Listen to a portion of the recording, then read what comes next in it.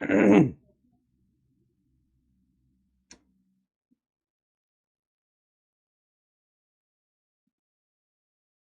Right, so good evening, नमस्कार, क्या हाल चाल आप सभी लोगों के। Yes, good evening everyone.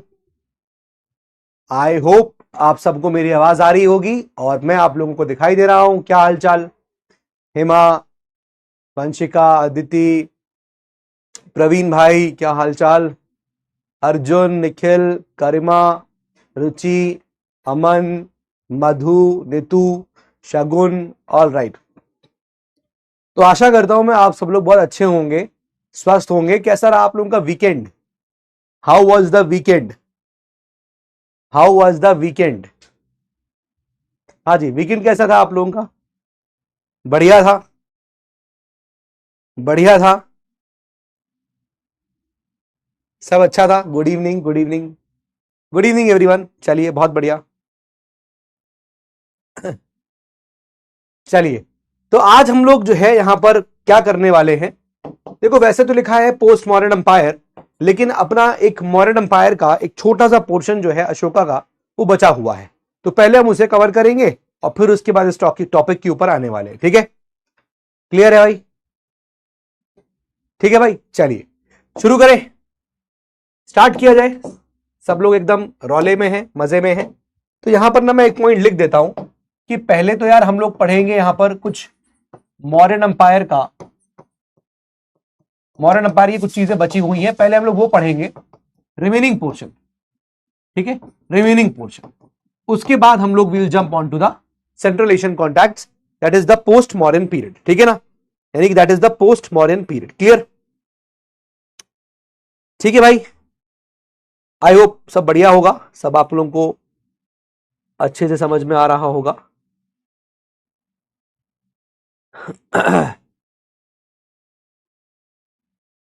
Just a minute.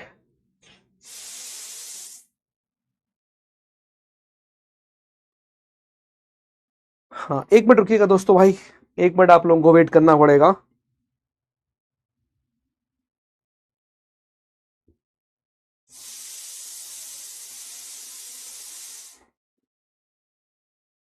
ठीक है,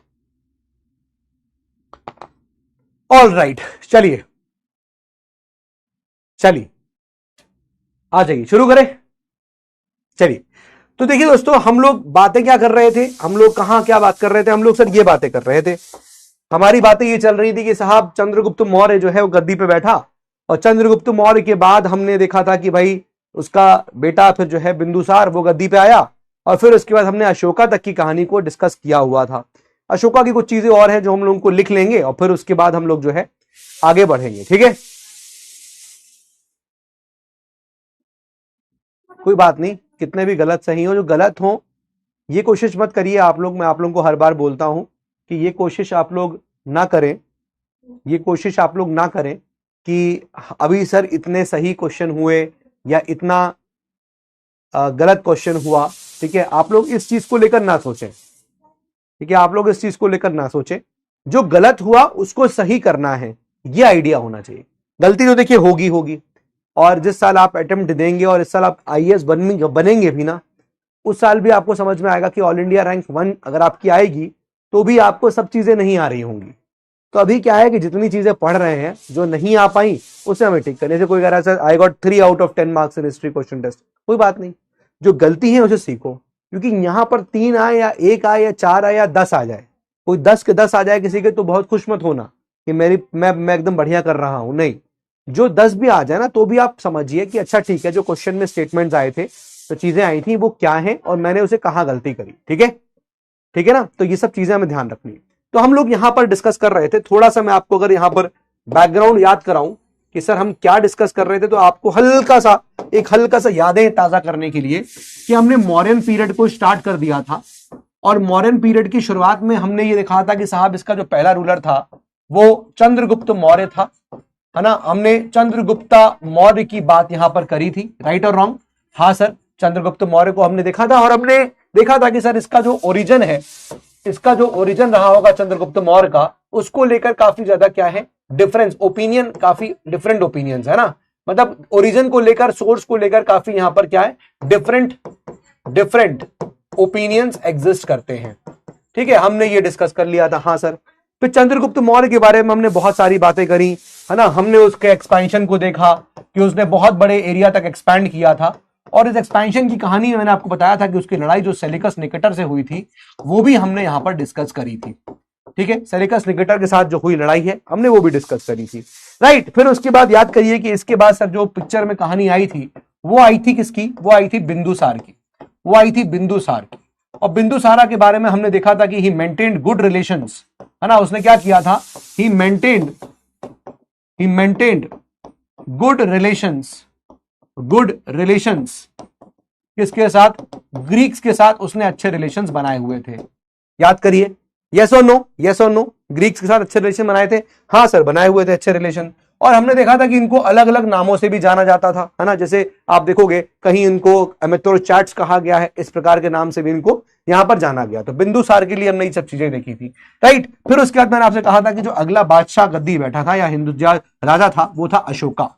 और अशोका को लेकर I made you a diagram, मैंने आपको एक फ्लो चार्ट बनवाया था, याद करिए। मैंने आपको एक फ्लो चार्ट बनवाया था, याद करिए, राइट। वो क्रॉस करके मैंने एक फ्लो चार्ट बनवाया था, याद आ रहा है, फ्लो चार्ट याद आ रहा है। ठीक है, मैंने उसमें कई सारी बातें लिखवाई थी कि अशोका ने, ऐसा कहा जाता है कि उसकी एक लेजेंड, एक थ्योरी, एक कि भाई उसने अपने 99 ब्रदर्स को मार के फिर वो गद्दी बैठा था, लेकिन उसने अपने सबसे छोटे वाले भाई टीसा को छोड़ दिया था। हमने ये देखा था। फिर मैंने आपको बताया था कि अशोका इज दैट पर्सन, ठीक है। एक तो ये कि भाई किल्ड 99 ब्रदर्स, हमने ये कहानी देख ली थी, है ना, ये बात हमने देखी थी। इसके बाद मैंने आपको बताया था कि भाई वो ऐसा राजा था जो अपने प्रजा से बात करता था इंस्क्रिप्शंस के थ्रू, ठीक है। तो मैंने आपको यहां पर दो ऐसे इंस्क्रिप्शन बताए थे।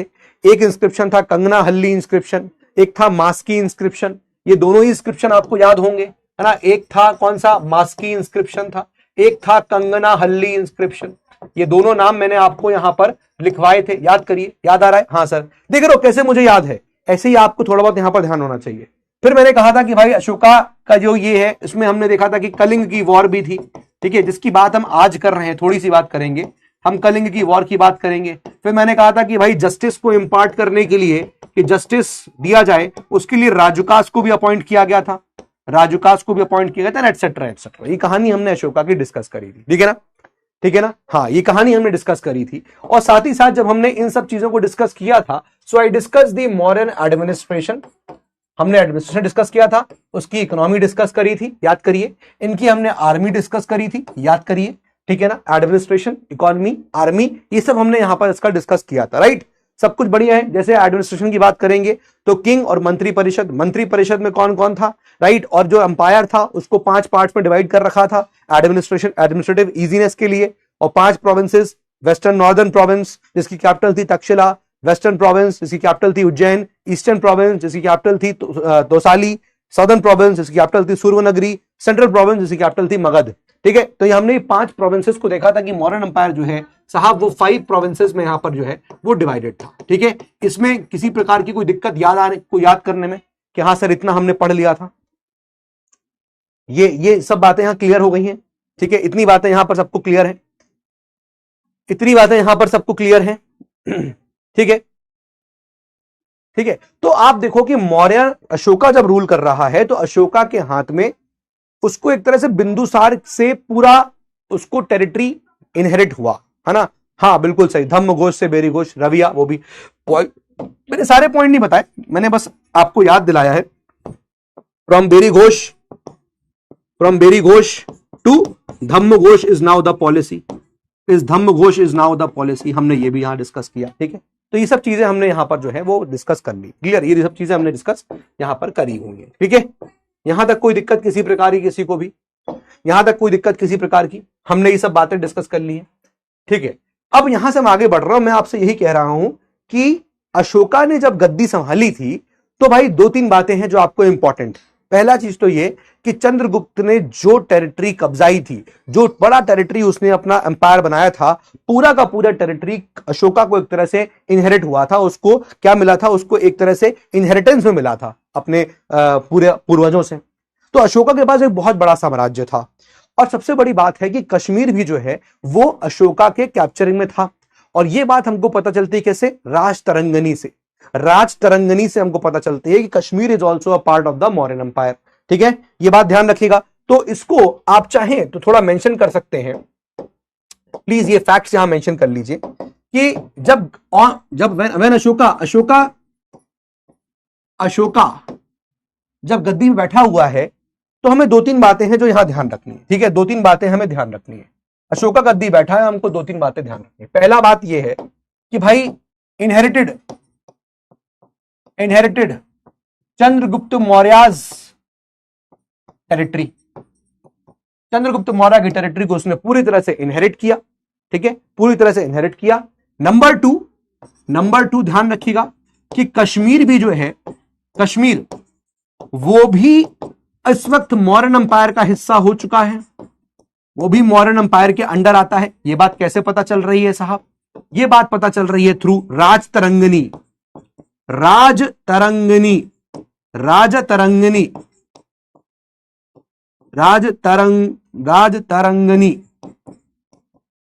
ठीक है, किसने लिखी है इस किताब को? Anyone who can tell me कि राजतरंगिणी किसने लिखी है? एनीवन जिसको पता है? बहुत बढ़िया, महवीश अल्ताफ ने लिखी है। वो लिखा है कमेंट में कि राजतरंगिणी, जिसको कल्हाण ने लिखा हुआ है, कल्हाण ने इस किताब को लिखा हुआ है राजतरंगिणी को। ठीक है ना, तो ये बात ध्यान रखिएगा। तो हमको राजतरंगिणी से पता चलता है, जब हमने राजतरंगिणी पढ़ी तो हमको पता चला कि कश्मीर भी जो है वो मौर्यन अंपायर के अंडर आ चुका था, इतना बड़ा साम्राज्य था। साउथ की बात करेंगे, साउथ की, तो आप देखोगे कि मौर्यन अंपायर्स के जो नेबर्स थे, एक तो तमिलनाडु था और एक तो केरला था। ये दोनों ही जगह आप देखोगे तो दे वर द नेबर्स। ये क्या है? ये नेबर्स थे ऑफ मौर्याज। ये मौर्याज के यहां पर नीचे साउथ में ये नेबर्स थे। ये बात भी यहां सर क्लियर हो गई हमको, है ना, इसमें भी कुछ बात नहीं है। और एक इंपॉर्टेंट बात ध्यान रखना कि जब when Ashoka is sitting on the throne, या when Ashoka seats,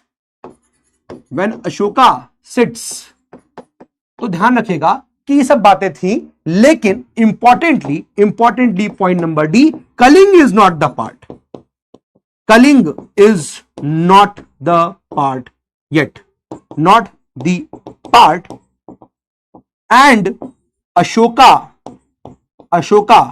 will conquer it in Battle of Kalinga। Kalinga की लड़ाई में या कलिंग वॉर में यहां पर अशोका इसे कब्जा कर लेगा। ठीक है, ये बात समझ में आ गया?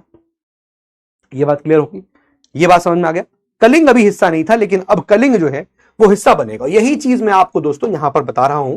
ये देखिए, आप लोग उसको फॉलो कर पा रहे होंगे कि चंद्रगुप्त मौर्य से इतना बड़ा टेरिटरी जो है अशोका ने क्या किया? इनहेरिट किया, जिसमें यू आर सीइंग कि ये वाला पोर्शन जो है वो कलिंग का पोर्शन है, ये इनहेरिट नहीं हुआ। और नीचे आप देख सकते हैं कि इधर केरला और इधर आप देखेंगे तमिलनाडु, ये दोनों ही एरियाज, ये आप देखेंगे तो इधर वाला एरिया क्या होगा? केरला हो गया, केरला ये मौर्यन अंपायर का सदर्न नेबर्स है, और इधर वाला तमिलनाडु। तो ये है। और यहां आप देख सकते हैं कश्मीर भी यहां पर मौर्यन अंपायर का हिस्सा हो चुका था, राइट। और जब अशोका गद्दी बैठा तो अशोका ने फिर कलिंग को भी अपना हिस्सा यहां पर बना लिया। ये देख सकते हैं आप, कलिंग को भी अपना हिस्सा बना लिया। और ये इस प्रकार से पूरी कहानी मौर्यास की बन चुकी थी। ठीक है, क्लियर है? यहां तक बात समझ में आ गई। तो अशोका ने कलिंग का कैप्चर किया इन दी कलिंगा वॉर। ठीक है, तो भाई कलिंग वॉर हुई, और कलिंगा वॉर में ही आप देखोगे, कि क्या हुआ कि अशोका ने कैप्चर कर लिया। अशोका कैप्चर्ड कलिंग। और ये कहा जाता है कि दिस लड़ाई हैपेंड अराउंड 260 BC। ठीक है, 260 BC के अराउंड ये लड़ाई हुई थी अप्रोक्सीमेटली। कहीं आपको 261 मिले तो परेशान मत हो जाइएगा, ठीक है ना, कहीं परेशान मत हो जाइएगा। और दूसरी बात, इस वॉर से ब्लडशेड बहुत हुआ, इतना ब्लडशेड हुआ कि भाई अशोका मूव्ड मतलब भाई वो हिल गया, शॉक्ड हो गया कि ये सब क्या हुआ। और इसलिए अशोका ने फिर क्या किया? Ashoka adopted Buddhism. अशोका क्या करता है? बुद्धिज्म को अडॉप्ट कर लेता है। Ashoka adopts Buddhism. ये बात सबको समझ में आ गई? इसमें किसी प्रकार की दिक्कत? इसमें किसी प्रकार की दिक्कत? Sir please start timeline. Timeline क्या बेटा गरिमा? सर ये प्रिंटेड स्लाइड जो आप ऐड करते हैं उसका क्या करें? कोमल रानी उसको पढ़ा करो, और तुम्हें समझ, जैसे एक तरह से किताब का ही पार्ट है, मेरे मेरे मेरे ही नोट्स हैं वो, तो आपको लगता है कि हाँ ये चीज ना, इसको कॉपी में लिख लेते हैं, कभी ये मिस आउट हो सकता है, कभी ये मिस आउट हो सकता है, तो उसको कॉपी में लिख लो उतना पोर्शन। अब पूरी पूरी लाइन मत कॉपी करना, जस्ट कोई फैक्ट, कोई ऐसा चीज हो जो हाँ हमें लिखनी हो, समझ में आ रही है, ये चीज अच्छा पॉइंट है, इसको लिख लेते हैं, ठीक है। यहां तक किसी तरह की दिक्कत? कुछ पर्सनल प्रॉब्लम के कारण रेगुलर क्लासेस नहीं ले पा रही हूँ, क्या करूँ? यशिका ट्राई करो कि पर्सनल प्रॉब्लम्स हमेशा आती रहेंगी, और हो सकता हो, I don't know what is your personal problem, but हो सकता हो बहुत ज्यादा बड़ी पर्सनल प्रॉब्लम भी हो। So yes, I really wish कि आप उस पर्सनल प्रॉब्लम से जल्दी ओवरकम करिए, और घर की जो भी प्रॉब्लम्स है वो कहीं खत्म हो जाए, जल्दी से खत्म हो जाए आपकी, और फिर बैक टू वर्क आइए। बिकॉज ये प्रॉब्लम्स अगर आज हैं तो हो सकता हो 2 साल बाद, 3 साल बाद ये प्रॉब्लम्स अभी आपके लिए मतलब हो सकता हो लॉन्ग टर्म में उतनी मैटर ना करें, और अगर वाकई मैटर कर रही है तो उस प्रॉब्लम्स को प्लीज एड्रेस करिए, ध्यान दीजिए अपना और घर वालों का, यही मैं बोल सकता हूं आपसे, ठीक है। बिंदुसार ने एक्सपेंड नहीं किया था, थोड़ा बहुत। बिंदुसार ज्यादातर मतलब बहुत बड़ा रोल भी नहीं था उसका, और बहुत ज्यादा कुछ खास एक्सपेंशन नहीं था। चंद्रगुप्त ने जितना किया था, बिंदुसार वॉज सेटिस्फाइड, वहां पर बढ़िया से था। तो कैप्चर हो गया, कलिंग को कैप्चर कर लिया गया, बहुत लार्ज स्केल पे मैसेकर हुआ, 1 लाख से ज्यादा लोग जो है यहाँ पर मरे थे, ठीक है। ये आप देखोगे अशोका मूव क्यों हुआ, क्योंकि 1 लाख पीपल डाइड। अब कोई नंबर गिनने नहीं किया था, ठीक है, बट अप्रोक्सीमेटली कह सकते हैं कि 1 लाख लोग के आसपास यहां पर मर गए होंगे, ठीक है। और साथ ही साथ आप देखोगे बहुत सारे लाखों लोग थे जो पेरिश हो गए, गायब हो गए, जिनका पता ही नहीं चला, है ना। 1.5 लाख के आसपास ऐसे लोग थे जो वॉर प्रिजनर्स बना लिए गए। अप्रोक्सीमेटली 1.5 लाख ऐसे लोग थे जिनको वॉर में प्रिजनर्स बना लिया गया था, बंदी बना लिया गया था अशोका के द्वारा। तो इतना कुछ यहां पर हुआ जिसकी वजह से अशोका काफी मूव डाउन हो गया, मतलब मूव हो गया, लाइक शॉक्ड हो गया कि क्या हुआ, and hence Ashoka adopted Buddhism. Ashoka ने बुद्धिज्म को अडॉप्ट कर लिया। अशोका ने बुद्धिज्म को अडॉप्ट किया, तो दिस ऑब्वियसली बात है कि this led what to patronize support Buddhism, और इसलिए थर्ड बुद्धिस्ट काउंसिल अशोका के टाइम में होती है। थर्ड बुद्धिस्ट काउंसिल ही अशोका के टाइम में होती है, याद करिए, यस और नो। थर्ड बुद्धिस्ट काउंसिल अशोका के टाइम में हुई कि नहीं हुई? कहां पर हुई है? Anyone who can tell me? Yes yes, anyone who can tell me? Third Buddhist council कहां हुई? अशोका ने करवाई, कहां हुई थी? Anyone in the comment box? Yes. तो लोग यहां पर Rosalin Roy, sir 260 BC, what is BC refers to? Before Christ.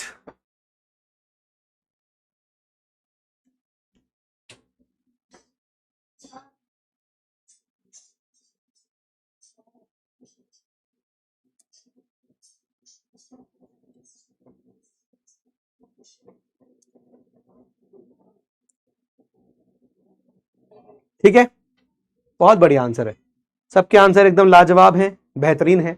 तो भाई थर्ड बुद्धिस्ट काउंसिल जो है वो पाटलिपुत्रा में हुआ, पाटलिपुत्र में थर्ड बुद्धिस्ट काउंसिल यहां पर हो गई। क्लियर है यहां तक बात? Any problem? बैकलॉग है तो आप थोड़ा बैकलॉग कवर करो, देखने को देख सकते हो, बट बैकलॉग कवर करोगे तो बहुत अच्छा होगा, ठीक है। इसका आउटकम क्या था? बुद्धिज्म तो अडॉप्ट कर लिया, but what was the outcome?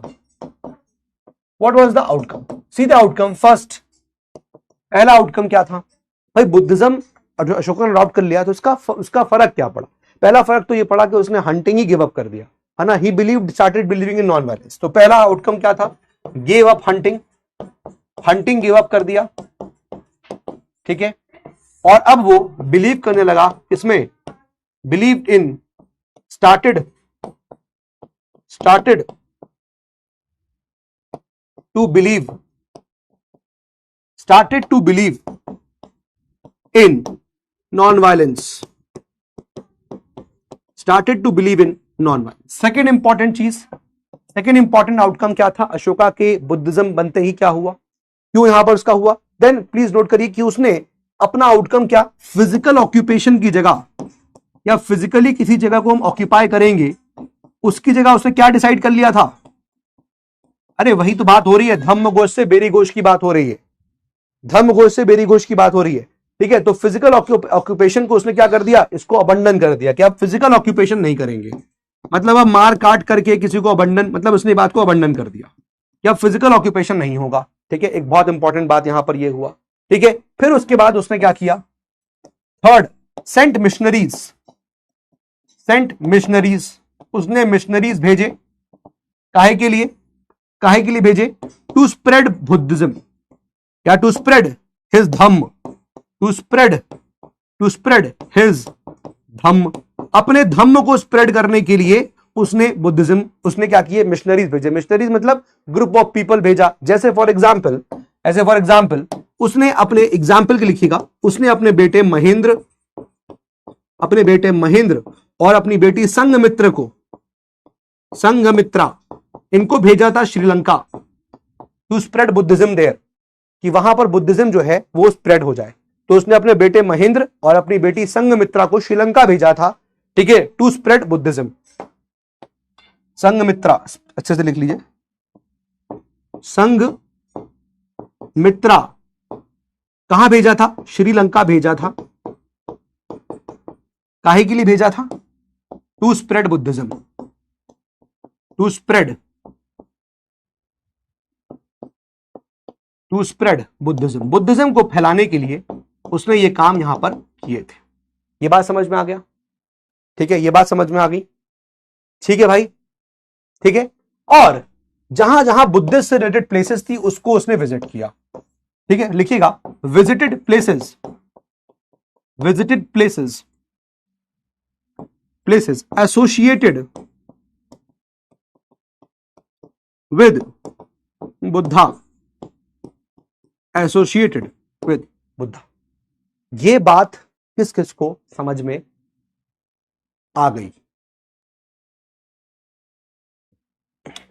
धम्म थोड़ा सा अलग है, धर्म नहीं है, ठीक है, आस्था, धम्म मतलब धर्म होता है, नहीं, धम्म थोड़ा डिफरेंट है यहां पर, अभी हम उस पर आएंगे, ठीक है, so don't get confused, clear. तो यहां पर ये स्लाइड जो है, second point please explain, Frooti, अरे फ्रूटी राजपूत, क्या भाई क्या नाम है, उसने ही बोला बेटा फिजिकल ऑक्यूपेशन मतलब क्या हुआ कि हम जाके किसी पर्टिकुलर राजा को फिजिकली हराएंगे नहीं, मार काट नहीं करेंगे, लड़ाई झगड़ा नहीं करेंगे, फिजिकली ऑक्यूपेशन नहीं होगा, ऑक्यूपाई फिजिकली नहीं करेंगे, उसको उसने अबंडन कर दिया। क्यों? क्योंकि कलिंग वॉर से बड़ा वो घबरा चुका था कि भाई ये क्या हो गया, इतना खून खराबा, बहुत अच्छा नहीं लग रहा है, इस वजह से उसने यहां पर इसको गिव अप कर दिया। अब बात यह आती है कि क्या ये धम्म की बात जो अशोका ने करी, जैसे कि अभी यहां पर आस्था भी यहां पर कंफ्यूज हो गई, क्या धम्म पॉलिसीज वही हैं जो बुद्धिज्म की थी? आपको ये लग रहा होगा ना कि भाई उसने अपनी मिशनरीज भेजी टू स्प्रेड धम्म, और फिर मैंने लिखा कि वो वहां गया जहां बुद्धिज्म था, जहां बुद्धा से रिलेटेड प्लेसेस थी। तो क्या धम्म मतलब बुद्धिज्म को स्प्रेड करना है? इस सवाल का जवाब आपको क्या लगता है? Anyone who can tell me this question का answer? Anyone who can tell me this question का आंसर? ठीक है, anyone who can tell me? देखो Soni Sharma, that is the literal, आप Soni Sharma is saying dhamma is Prakrit word for dharma in Sanskrit, but here what the dhamma means that I want to tell, meaning उसका वही होगा, but what dhamma here refers to, Buddha Ashoka के लिए क्या था वो मैं आपको बता रहा हूं। तो आप ये लिखिए, are is dhamma policies, note करिएगा, are Ashoka's dhamma policy same as Buddhism, same as Buddhism, क्या ऐसा है? तो भाई इसका आंसर है नो, इसका आंसर है नो। तो फिर क्या है साहब? ये रिलीजियस प्रिंसिपल्स नहीं है। धम्म जो अशोका का है, Ashoka's dhamma are not religious principles, religious principles नहीं है, ठीक है, आर नॉट रिलीजियस प्रिंसिपल्स। ये क्या है? Are not religious principles. फिर क्या है ये, है ना? अगर ये रिलीजियस प्रिंसिपल्स नहीं है तो क्या है? तो क्या है यहां पर लिखिएगा, it is a way of life. Ashoka ने जो बोला धम्म, अशोका का धम्म का मतलब था, अशोका ने जो धम्म अपना बताया, अशोका का धम्म क्या है? उसका धम्म का मतलब था क्या? It's a way of life, ये जिंदगी जीने का तरीका है। It's a code of conduct, कैसे आपको जिंदगी बितानी है, हाउ यू शुड लिव, ये इनकी बातें कर रहा है, वे ऑफ लाइफ की बात कर रहा है, वे ऑफ कंडक्ट की बात कर रहा है, ठीक है। ये प्रिंसिपल्स है ना, हाउ टू मतलब हाउ टू कह सकते हैं कि आप इसको ऐसे लिख लो, हाउ टू मतलब आगे मैं आपको डिटेल बता देता हूं उसका, लेकिन प्रिंसिपल्स है to be adopted at large, है ना, principles to be adopted at large. At large का मतलब क्या हो गया, मतलब बाय मेनी पीपल, कई लोग को मतलब ये प्रिंसिपल्स फॉलो करने चाहिए। ये है अशोका का धम्म, ये है अशोका का धम्म। अब बात यह आती है कि अशोका का धम्म था क्या सर, फिर अशोका का धम्म क्या था, वो मैं आपको यहां पर इसको दिखा रहा हूं। प्लीज इसको ना आप लोग यहां पर अच्छे तरीके से इसको प्लीज नोट कर लीजिएगा, ठीक है। क्या है अशोका का धम्म, ठीक है, सवाल यही उठता है साहब कि ठीक है अगर ये नहीं तो अशोका का धम्म है क्या फिर। तो अशोका के धम्म के ऊपर लिखते हैं यहां पर, आइए अशोका का धम्म क्या था, ठीक है, अशोका का धम्म क्या था, आइए इसको नोट कर लेते हैं। तो देखिए अशोका का धम्म ये है, नोट करिएगा। पहली चीज आप यहां नोट कर सकते हैं, first point, service to father mother, इनको सर्व करना, मां बाप की खिदमत करना, मां बाप को सर्व करना, ये अशोका का धम्म है। क्या भाई अपने मां बाप को यहां पर आप सर्व करो, अपने मां बाप को आप सर्व करो, हाँ आफ्टर कलिंग, ठीक है।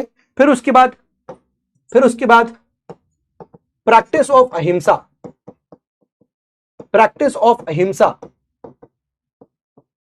लव, लव तो जानते ही होंगे, तुमसे अच्छा कौन जान रहा होगा ना, लव, ट्रुथ, लव ट्रुथ, बेटा लिखो, इनफैक्ट ऐसे लिख लो, लव ऑफ ट्रुथ, ट्रुथ के लिए यहां पर प्यार होना, ट्रुथ, लव ऑफ ट्रुथ, ठीक है। गुड ट्रीटमेंट्स, गुड ट्रीटमेंट इसका ऑफ एल्डर्स, अब देखना, एंड ऐसे लोगों का नाम आएगा जिसकी हम शायद पता नहीं कितने लोग करते हैं, कितने लोग करते पता नहीं, एंड सच सच बता दो कितने लोग करते हैं यहां पर, फुल रिस्पेक्ट, नाइसली, मतलब दिल से खुशी होती है कि अरे वाह बुआ आई हैं आज, बहुत खुशी हो रही है? रिलेटिव्स, मौसी आती हैं तो फिर दैट्स गुड, मौसी पे आने, मौसी मौसी मामा, मामा भी छोड़ दो एक बार, मौसी पे बहुत ज्यादा खुशी होती है, और बुआ आ गई तो फिर उसके बाद कर, अच्छा बहुत सारे लोग यहाँ पर हैं गुड वाले यार, तो मुझे तो पता नहीं है, मतलब मैं तो पूछ रहा हूँ बस, मुझे नहीं पता, ठीक है, मुझे नहीं पता। फिर उसके बाद आगे आते हैं next point, prohibition of animal sacrifice, जानवरों को नहीं मारना है, ये सब उसने खत्म कर दिया। फोर्थ पॉइंट,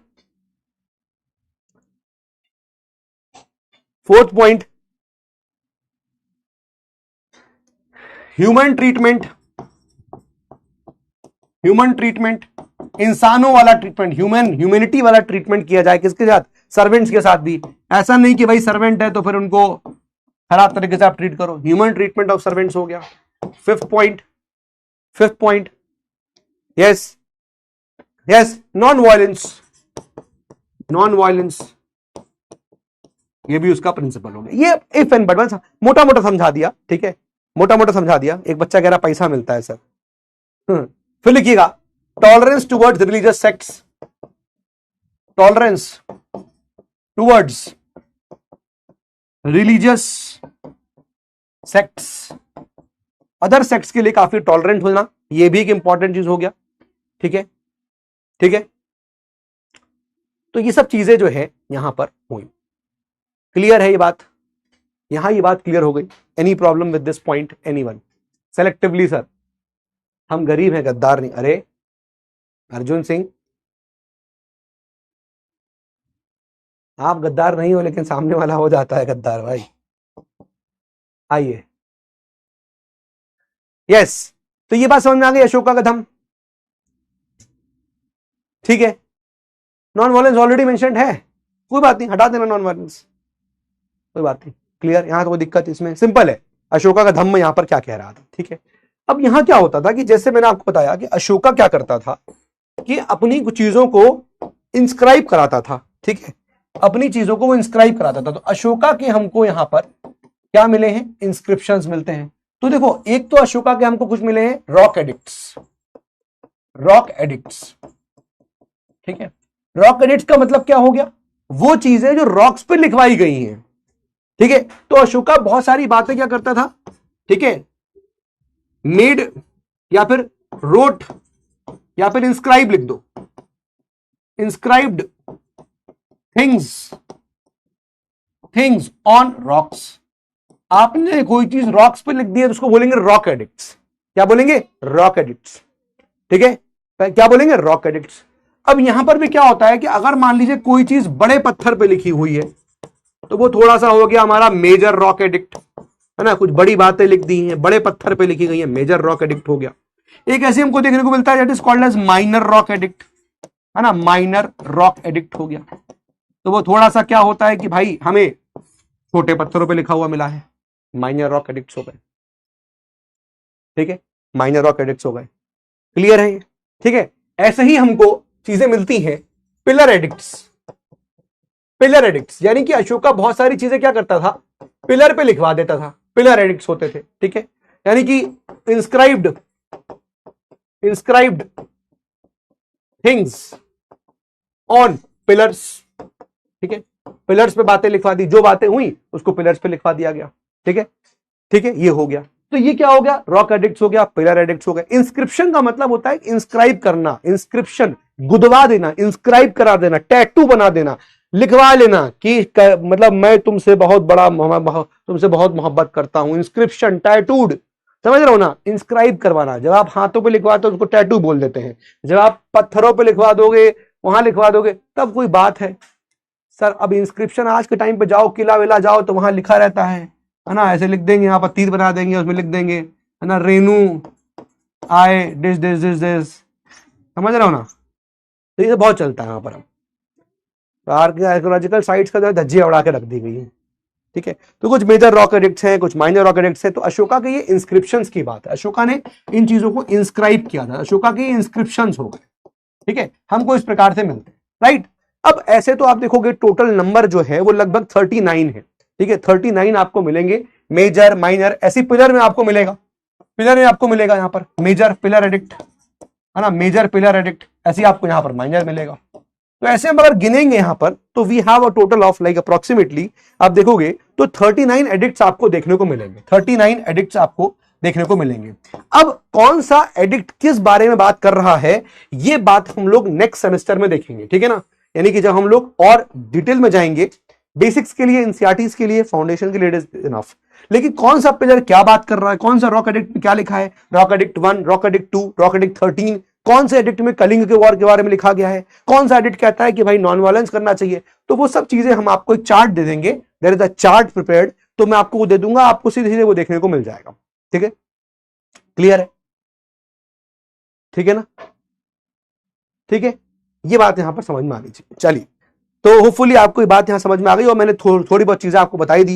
ये रानी अशोक कहां लिखा हुआ है, कौन से इंस्क्रिप्शन पे लिखा हुआ है ना, कहां पर आपको जो है वो अशोका का नाम मिलेगा, मास्की इंस्क्रिप्शन, कंगना हल्ली इंस्क्रिप्शन, ठीक है। ऐसे हम देखेंगे कि अशोका ने यहां पर टाइटल भी लिया था, he was also called as Devanampriyadasi, dear to God. Ashoka को यहां पर इस नाम से ही बोलते हैं, अशोका को यहां पर क्या एक नाम से और बोलते हैं, कॉल्ड एज देव नाम, देव नाम प्रियदसी, प्रियदसी, ये अशोका का एक नाम ये भी है, ठीक है। That is called as dear to gods, dear to God,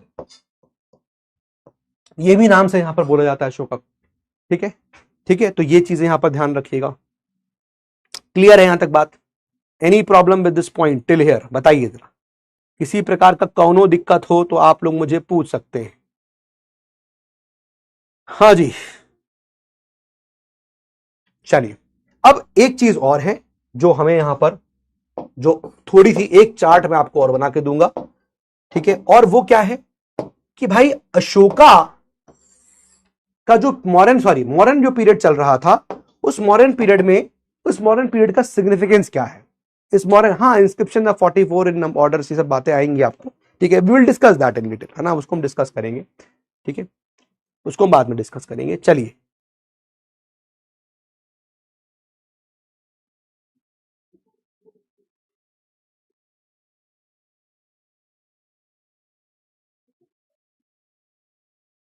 चलिए आइए अब प्लीज एक बार एक हेडिंग डाल दीजिए, please give one heading, significance of Mauryan rule. Please give the heading significance of Mauryan rule. Significance of Mauryan rule. NCERT R S Sharma साहब की जो एनसीईआरटी है उसमें ये स्लाइड जो बताने जा रहा हूं ना, पूरा एक चैप्टर है, full chapter, but I am telling you the entire chapter in one slide. और ऐसे ही आपको क्रक्स करना है पूरे चैप्टर को एक स्लाइड पे। ये आपको एक चैप्टर नहीं, आर एस शर्मा में 29 chapters are there and every chapter should be cruxed by you in this manner only, जैसा मैं आपको बताने जा रहा हूं। ठीक है, why Ashoka called as Ashoka the great. देखो इसीलिए यहां पर देखो ये अगेन एक ऐसी चीज है जो उसको हिस्टोरिक कुछ बोलेगा कि हाँ है, कोई बोलेगा नहीं है, इतने लोगों को मारा काटा ये सब किया, ठीक है, but the type of development जो अशोका के टाइम में हुए, खासतौर से cultural developments, that was something बहुत अच्छी बात है। दूसरी बात, बहुत सारा यहाँ पर जो उसने वायलेंस खत्म कर दिया, ठीक है, इस सब चीजों को यहाँ पर बोला जाता है। बट हाँ आप देखोगे कि ये एक टाइम पीरियड था, he was tolerant towards all the religions, no doubt, लेकिन ये बुद्धिज्म को पैटर्नाइज करता था और बुद्धिज्म को पैटर्नाइज करने से ब्राह्मणिज्म को कहीं ना कहीं नुकसान हो रहा था। तो आप कभी किसी लोगों से पूछोगे तो कुछ तबका बोलेगा अरे काहे का ग्रेट, क्योंकि वहां पर ब्राह्मणिज्म को डिक्लाइन देखने को मिल रहा था। कुछ लोग बोलेंगे जो कि सेक्युलर टाइप के होंगे तो बोलेंगे नहीं यार उसने ना फिजिकल कॉन्क्वेस्ट छोड़ दिया था, है ना, वो धम्म घोष पे आ गया था, वो नॉन वायलेंस की बात कर रहा था, जानवरों को मारना नहीं, ये सब बातें बोल रहा था। तो ऑल दीज थिंग्स यहां पर वो बोलता है, ठीक है, ये सब बातें जहां पर जो है बोलता है। तो आइए सिग्निफिकेंस ऑफ मौर्यन रूल को देखते हैं और फिर उसके बाद हम लोग अपने डिक्लाइन ऑफ मौर्यास के ऊपर जाएंगे, कैसे हम डिक्लाइन करेंगे, ठीक है। How to make notes, Nandini देखिए मैं कैसे यहां पर बना रहा हूं, देखिए मैं कैसे नोट्स बना रहा हूं। Significance entire chapter in one slide. पहली बात यहां नोट करिएगा, किंग के बिहेवियर की बात करी गई है। पहली बात, किंग के बिहेवियर की बात करी गई है। किंग का बिहेवियर कैसा होना चाहिए, किंग का बिहेवियर कैसा होना चाहिए, इसको लेकर यहां पर बातें करी गई। क्या, तो भाई कौटिल्य के हिसाब से, कौटिल्य के हिसाब से, कौटिल्य बोलते हैं, कौटिल्य यानी कि ऑब्वियसली बात है कि कौटिल्य, आचार्य चाणक्य जिन्होंने चंद्रगुप्त मौर्य को ट्रेन किया, तो उन्होंने क्या बोला था, किंग का बिहेवियर कैसा होना चाहिए, किंग शुड बी धर्म प्रवर्तक। कौटिल्य के हिसाब से किंग शुड बी धर्म प्रवर्तक, धर्म प्रवर्तक, यानी कि that is promulgator of social order, promulgator of social order. Please note किया जाए, वेरी इंपॉर्टेंट, इसका मतलब बताता हूं आपको मैं।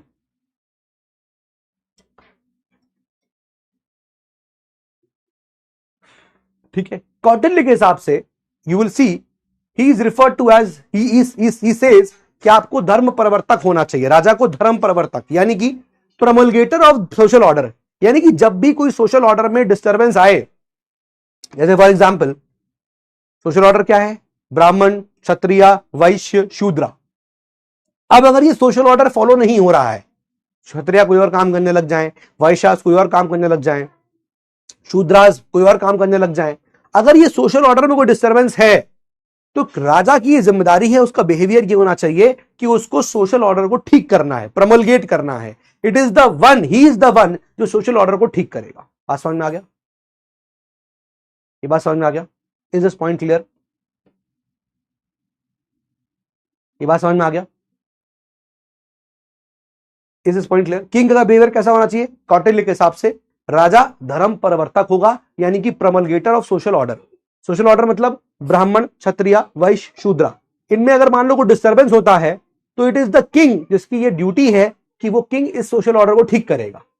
बात समझ में आ गया, पहला पॉइंट क्लियर हो गया, क्लियर है भाई, ठीक है। दूसरा, सेकंड बी,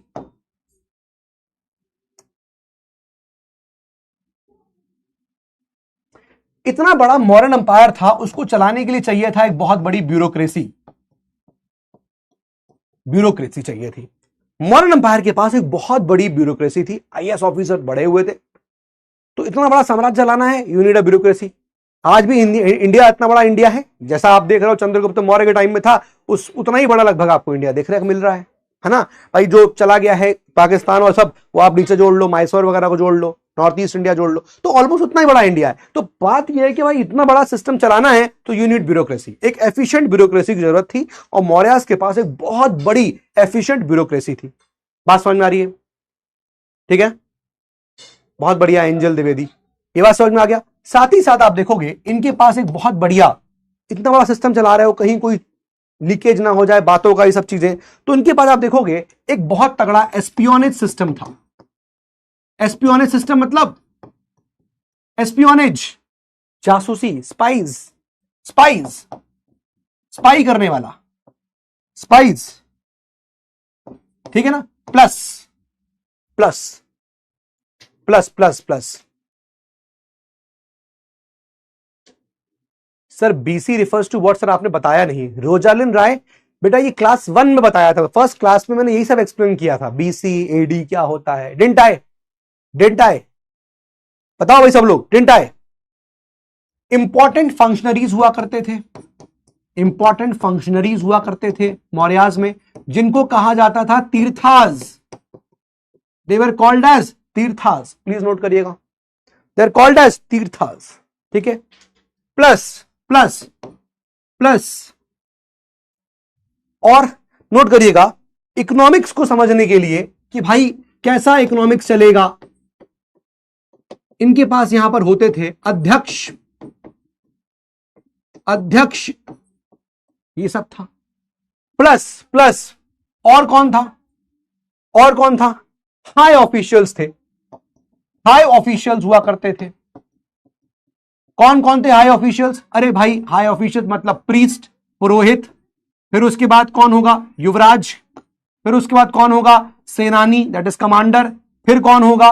फिर कौन होगा? मंत्रिन, फिर कौन होगा? मंत्रिन, हाई ऑफिशियल्स, ठीक है। बात समझ में आ गया? आप समझिए मौर्यन एम्पायर कितना बड़ा है, और उस मौर्यन एम्पायर को हमने 5 पार्ट्स में डिवाइड कर रखा है, 5 प्रोविंसेस में। अब इतना बड़ा सिस्टम चलाना है तो जाहिर सी बात है आपको बहुत बड़ी ब्यूरोक्रेसी चाहिए, एस्पियोनेज सिस्टम चाहिए, इंपॉर्टेंट फंक्शनरीज जिनको तीर्थास कहा गया, इकोनॉमिक्स को समझने वाले लोग अध्यक्ष कहलाते थे, हाई ऑफिशियल जैसे पुरोहित, युवराज, सेनानी और मंत्रिन, ये सब लोग होते थे। इतना बड़ा साम्राज्य, ये सिग्निफिकेंस था मॉडर्न रूल का, ठीक है ना, क्लियर है। थर्ड इंपॉर्टेंट, सी स्लेव्स, स्लेव्स, सोसाइटी में स्लेव्स थे, सोसाइटी के अंदर स्लेव्स थे, but society was not slave based, society was not slave based. क्या मतलब है? मैं बोलूं सोसाइटी में, मैं बोलूं सोसाइटी में स्लेव्स थे, लेकिन सोसाइटी स्लेव बेस्ड नहीं थी, यानी कि सोसाइटी में स्लेव्स रहते थे लेकिन डोमिनेंसी नहीं थी उनकी। इकोनॉमिक्स के बाद लिखा हुआ अध्यक्ष, अध्यक्ष, ब्यूरोक्रेसी मतलब ब्यूरोक्रेसी, आप लोग ब्यूरोक्रेट्स बनने जा रहे हो, आईएएस, आईएएस वाईएएस बनो, पढ़ाई लिखाई करो, आईएएस वाईएएस बनो, तो भैया ब्यूरोक्रेसी नहीं पता तो कैसे होगा? ब्यूरोक्रेसी नहीं पता तो कैसे होगा? मिया तीर्थास क्या थे? मीत पटेल, मीत पटेल, तीर्थास इंपॉर्टेंट फंक्शनरीज जो होते थे गवर्नमेंट के अंदर, उनको तीर्थास कहते थे। मीत पटेल,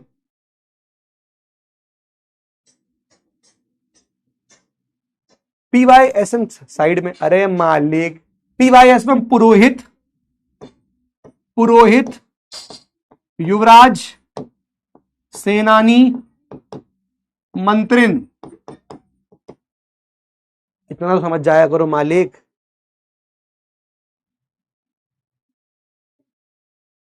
स्लेव्स क्या होते हैं? बलजोत सिंह को बताइए स्लेव्स क्या होते हैं भैया। अरे स्लेव्स क्या है? Slaves Hindi version. Sir slaves का डोमिनेशन मतलब सेंटेंस जम नहीं रहा है। अच्छा जमाते हैं अंजलि भैया भी, देखो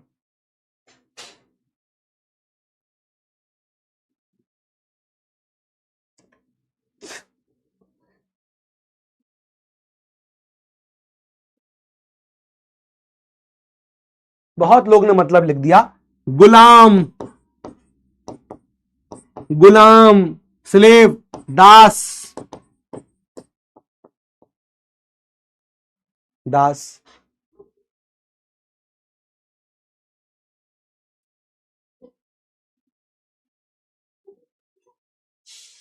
स्लेव्स, मैंने कहा कि सोसाइटी स्लेव बेस्ड, सोसाइटी में स्लेव्स रहते थे। जैसे मैं आज की बात करूं कि सोसाइटी में हम बोलेंगे भाई, वैसे हमने बोला था ना ऋग्वैदिक पीरियड में कि यार सोसाइटी में एग्रीकल्चर चल रहा है, but society but the economy is not agriculture based, यानी कि सोसाइटी के अंदर स्लेव्स रहते हैं। प्रेजेंस ऑफ स्लेव्स था मॉडर्न एम्पायर में। मतलब कभी आपको स्टेटमेंट लिख के आ गया प्रीलिम्स में कि मॉडर्न एम्पायर में स्लेव्स थे ही नहीं, नहीं। या लिख के आ गया कि मॉडर्न एम्पायर में स्लेव्स का एब्सेंस था, नहीं, स्लेव्स थे, सोसाइटी में स्लेव्स थे, लेकिन स्लेव्स का डोमिनेशन नहीं था। ऐसा नहीं था कि स्लेव भरे थे, कुछ ही अमीर होंगे बाकी सब स्लेव होंगे, ऐसा नहीं था। Society was not slave based, ये बात यहां पर ध्यान रखना, society was not slave based, ठीक है ना। Point number D, point number D, modern empire में ट्रांसपोर्ट एंड रोड नेटवर्क बड़ा धांसू था। ट्रांसपोर्ट एंड जो रोड नेटवर्क था बड़ा धांसू था भाई साहब। हर जगह से हर जगह की रोड जा रही हैं। पाटलिपुत्रा से नेपाल कनेक्टेड है, वहां से वहां कनेक्टेड है, यहां से वहां कनेक्टेड है, सब जगह एक दूसरे को जगह कनेक्ट कर रही थी। और जब भी प्रॉपर ट्रांसपोर्ट और नेटवर्क्स होंगे तो कोई भी चीज का मूवमेंट बड़ा फ्रीली हो सकता है। अगर प्रॉपर रोड नहीं होगा तो ट्रांसपोर्टेशन कैसे होगा, बिजनेस कैसे होगा, ट्रेड कॉमर्स होने में दिक्कतें आएंगी, ठीक है। ये सब बातें नहीं नहीं नहीं, अभी नहीं है एकता, नहीं, slave condition is not good, मैं ये नहीं कह रहा हूं। Society is not slave based, slaves थे but society is not good, society is not slave based, ठीक है। स्लेव नाम से पता चल रहा है, स्लेव की कंडीशन अच्छी कैसे हो सकती है? कोई स्लेव है, कोई अगर गुलाम है तो उसकी कंडीशन कैसे अच्छी हो सकती है, ठीक है। Yes, Gadkari ji is there, Gadkari ji is there, department of how the king should behave, how the prime minister should behave, bureaucracy, how should IAS officers behave, slave based society, clear, ठीक है। अच्छा रोड नेटवर्क होने से क्या हुआ, ट्रेड को बढ़ावा मिला और उसकी वजह से इकोनॉमी जो होती है वो बूस्ट करी, इकोनॉमी बूस्ट करी, प्लीज नोट कर लीजिएगा। नेक्स्ट, उसके बाद important D point, ABCDE, taxation system. Taxation, दो प्रकार के यहां पर लोग हैं जो टैक्सेस को यहां कलेक्ट कर रहे हैं। एक है समहर्ता, एक है समहर्ता, जो टैक्स का असेसमेंट कर रहा है। एक पोस्ट ये थी टैक्स का असेसमेंट करने वाले की, उसको बोलते हैं समहर्ता। और एक है सन्निधाता, एक है सन्निधाता जो टैक्स कस्टोडियन है,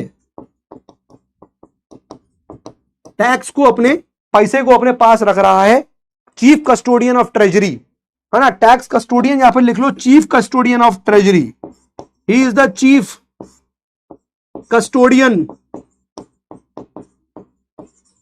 ऑफ ट्रेजरी। जितना भी माल है, पैसा है, सब इसी के पास रखा हुआ है, सन्निधाता के पास।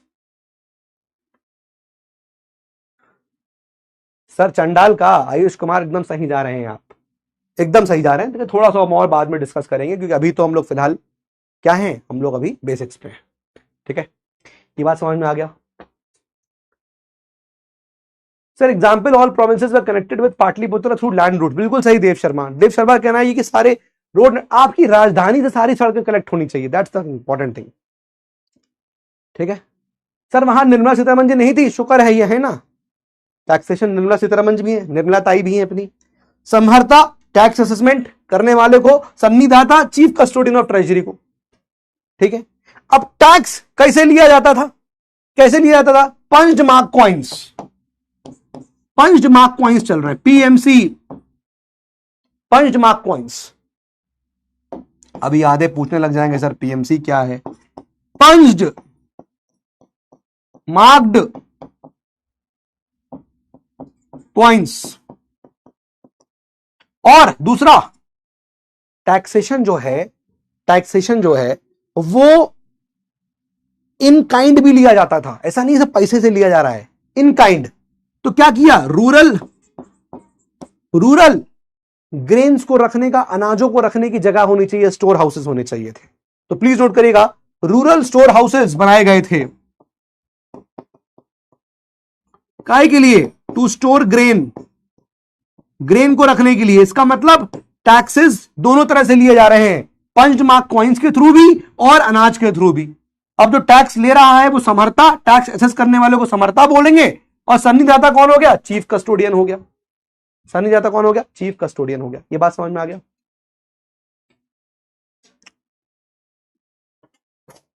प्लीज नोट करिएगा। Next F, F. अब this is something about art and architecture, something about art and architecture. और इसमें आपको यहां पर तीन चीजें देखने को मिलेंगी। फर्स्ट, बहुत गजब की आर्ट एंड आर्किटेक्चर देखने को मिला। स्टोन मैश केव, पहले तो केव मिले हमको, केव जैसे कि please write, Barabar caves, Barabar caves, एक important example of Mauryan empire. Mauryan empire का ये एक इंपॉर्टेंट एग्जाम्पल था, ठीक है, मौर्यन एम्पायर का इंपॉर्टेंट एग्जाम्पल था क्या? Barabar cave. What is punch mark coins? शिलाजीत, पंच मार्क मतलब क्या होता है ना, जैसे आपका कोई आपका मेटल है और उसमें आपने क्या किया, कुछ पंचिंग कर दी, कुछ डिजाइन का है, राजा का मुंह है, कोई शेप है, उसको आपने पंच कर दिया, this is punch mark coins. ठीक है, ठीक है नंदनी, ये सबसे मिला जुला के पढ़ाता हूं मैं, ऐसा नहीं है कि एक कोई किताब फॉलो करनी है। ठीक है, आर एस शर्मा साहब की एनसीईआरटी भी पढ़ा रहा हूं, आर एस शर्मा साहब की एनसीईआरटी है। ठीक है, वहां पर थोड़ा ये एक्चुअली ना ये पोर्शन हमें सेकंड सेमेस्टर में पढ़ना चाहिए, लेकिन अब अभी थोड़ा बहुत कवर कर रहे हैं, थोड़ा कवर कर लेते हैं यहां पर, थोड़ा आपको फील आ जाएगा, थोड़ा आपको फील आ जाएगा।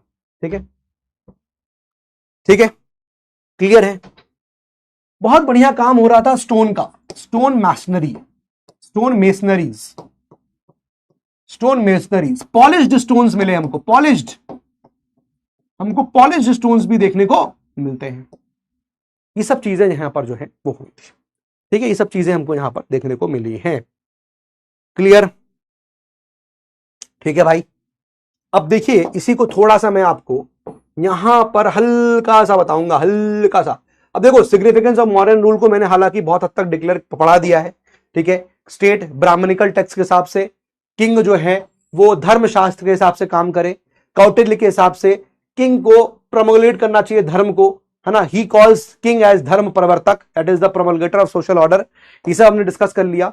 फिर हमने देखा बहुत वास्ट ब्यूरोक्रेसी थी, एक बढ़िया स्पाई सिस्टम था इनके पास। फिर हमने देखा कि भाई यहां पर जो इंपॉर्टेंट फंक्शनरीज थे एडमिनिस्ट्रेशन में, उनको तीर्थास कहा करते थे, ऐसा माना जाता है कि उनको कैश में पे किया जाता होगा। कुछ इंपॉर्टेंट फंक्शनरी जैसे मंत्री, पुरोहित, सेनानी, युवराज भी हुआ करते थे। ठीक है, फिर उसके बाद हमने देखा कि यहां पर अध्यक्ष भी थे जो इकोनॉमिक रेगुलेशंस करते थे, ये भी हमने यहां पर डिस्कस किया। और डिटेल में स्लेव्स की बात करेंगे तो मॉडर्न पीरियड में स्लेव्स जो है वो एग्रीकल्चर वर्क्स में इंगेज थे लार्ज स्केल में। ठीक है, ancient society is not slave society, slaves थे लेकिन society was not slave based, हमने ये भी डिस्कस किया। ठीक है, रोड नेटवर्क बहुत तगड़ा था, जैसे कि आप देखोगे कैपिटल पाटलिपुत्रा जो है वो बहुत स्ट्रेटेजिक लोकेशन में था, और सारे ही जगह पे आप देखोगे रोड्स दौड़ रही हैं, पटना से सासाराम हो गया, पाटलिपुत्र से नेपाल हो गया, जगह जगह यहां पर रोडों का लिंकेज है। फिर उसके बाद हमने देखा कि भाई अशोका के इंस्क्रिप्शंस आपको इंपॉर्टेंट हाईवेज पर देखने को मिलते हैं। कुछ कुछ पॉइंट्स मैं आपको बताता चल रहा हूं। टैक्सेशन में हमने देखा किस प्रकार से यहां पर समर्था और सन्निधाता होते थे, ये भी हमने यहां डिस्कस कर लिया। फिर हमने कहा कि भाई जो आपका टैक्स है वो पंच मार्क कॉइन्स के थ्रू भी लिया जा रहा है, और साथ ही साथ यहां पर जो है वो पेमेंट, कलेक्शन ऑफ टैक्सेस जो है वो किसके थ्रू हो रहा है, वो हो रहा है आपका ग्रेन्स के थ्रू भी हो रहा है ना। रूरल स्टोर हाउसेस बनाए गए, हमने ये भी डिस्कस कर लिया। मॉडर्न आर्ट की बात कर रहे हैं, यहां तक देखा आपने जितना हमने लिखा था, देखो कितनी स्लाइड्स में लिखा हुआ था। This was written in 1 2 3 4 5 6 7 8 8 slide की चीजें हमने एक स्लाइड में कवर करी हैं। 8 स्लाइड की चीजें हमने एक स्लाइड पे कवर करी। यस और नो? यस और नो? अब आते हैं हम लोग मॉडर्न आर्ट पे। इसमें भी मैंने आपको बहुत सारी चीजें यहां पर बता दी हैं, जैसे फॉर एग्जांपल मैंने आपको बताया कि जबरदस्त स्टोन मैसनरी का काम होता था, ये मैंने आपको बताया। क्लियर है ये बात? ठीक बात है। अब कैसे कह सकते हैं स्टोन मैसनरी? बिकॉज ये देख रहे हो कैपिटल, ये ऊपर वाला पोर्शन आप देख रहे हो, ये आपको मिलता है, जिसको हम लोग आजकल इसको हम लोग ने लिया भी हुआ है। राइट। तो ये बड़ा अच्छा पॉलिशिंग टेक्नोलॉजी थी यहां पर, है ना। ये हमारी बहुत गजब पॉलिशिंग टेक्नोलॉजी, मतलब पॉलिश स्टोन मिलते थे हमको, है ना। अभी दिखाया था मैंने आपको, स्टोन मैस्टरी काम हो रहा है। तो देखिए यहां लिखा हुआ है, मेगास्थनीज ये बता रहा है दैट मौर्य का जो पैलेस था पाटलिपुत्र में, वो बहुत ही स्प्लेंडेड था as a capital of Iran. ठीक है, मतलब बहुत ही स्प्लेंडेड कैपिटल था, पैलेस था मौर्यास का भी। और जो आर्टिसंस थे मौर्यास में ना, आर्टिसंस वो हाईली स्किल्ड थे, किसमें, पॉलिशिंग में। स्टोन पिलर्स को पॉलिश करने में बड़े हाईली स्किल्ड थे, बड़े हाईली स्किल्ड थे। अब हर पिलर जो था, अब ये और डिटेल में जा रहा है, हर पिलर जो था वो एक सिंगल पीस बफ कलर्ड सैंडस्टोन से बना हुआ है, यानी कि ऊपर से लेकर ऊपर से लेकर नीचे तक आप देखोगे जबरदस्त इंजीनियरिंग स्किल्स थे, जबरदस्त इंजीनियरिंग स्किल्स व जबरदस्त। एक सिंगल स्टोन ऊपर से लेकर नीचे तक, और आपने पिलर बना दिया, ये हमको देखने को मिला। उसके ऊपर कैपिटल होते थे, कैपिटल आप देखिए, इसको बोलेंगे ये कैपिटल है, पिलर के ऊपर कैपिटल बना हुआ है। ठीक है, ये जो पॉलिश पिलर्स हैं मेड ऑफ चुनार से बने हुए हैं, ये पॉलिश पिलर्स चुनार से बने हुए हैं। तो भैया पॉलिशिंग की बड़ी अच्छी स्किल थी। तो वहां पर मैंने पॉइंट क्या लिखाया, स्टोन मैसनरी यानी पत्थर का काम। दूसरी बात, उन स्टोन्स पे पॉलिशिंग का काम बड़ा जबरदस्त था। हमें इतना ही यहां पर ध्यान रखना है, हमें इतना ध्यान रखना है। मैं आपको ये क्यों दिखा रहा हूं, क्यों लिखा रहा हूं, क्योंकि कभी आपको वो हैंड रिटन नोट्स के साथ सप्लीमेंट होकर पढ़ना है, रीड करना है। सर ने क्या बताया था, यू कैन रीड इट। बात समझ में आ गया, क्लियर है, ये बात समझ में आ गया ना। तो I just want to supplement this, कि जो पढ़ाया है उसको आप यहां से रीड करके और क्लियर कर लोगे, क्योंकि यहां थोड़ी फोटोज और इमेजेस भी लगी हुई हैं। ठीक है, नोट करा कराया है। और जब हम लोग सेकंड सेमेस्टर में या फिर जब एडवांस वर्जन पढ़ेंगे ना, तब इनको हम लोग, ये एक्चुअली एडवांस की चीज है।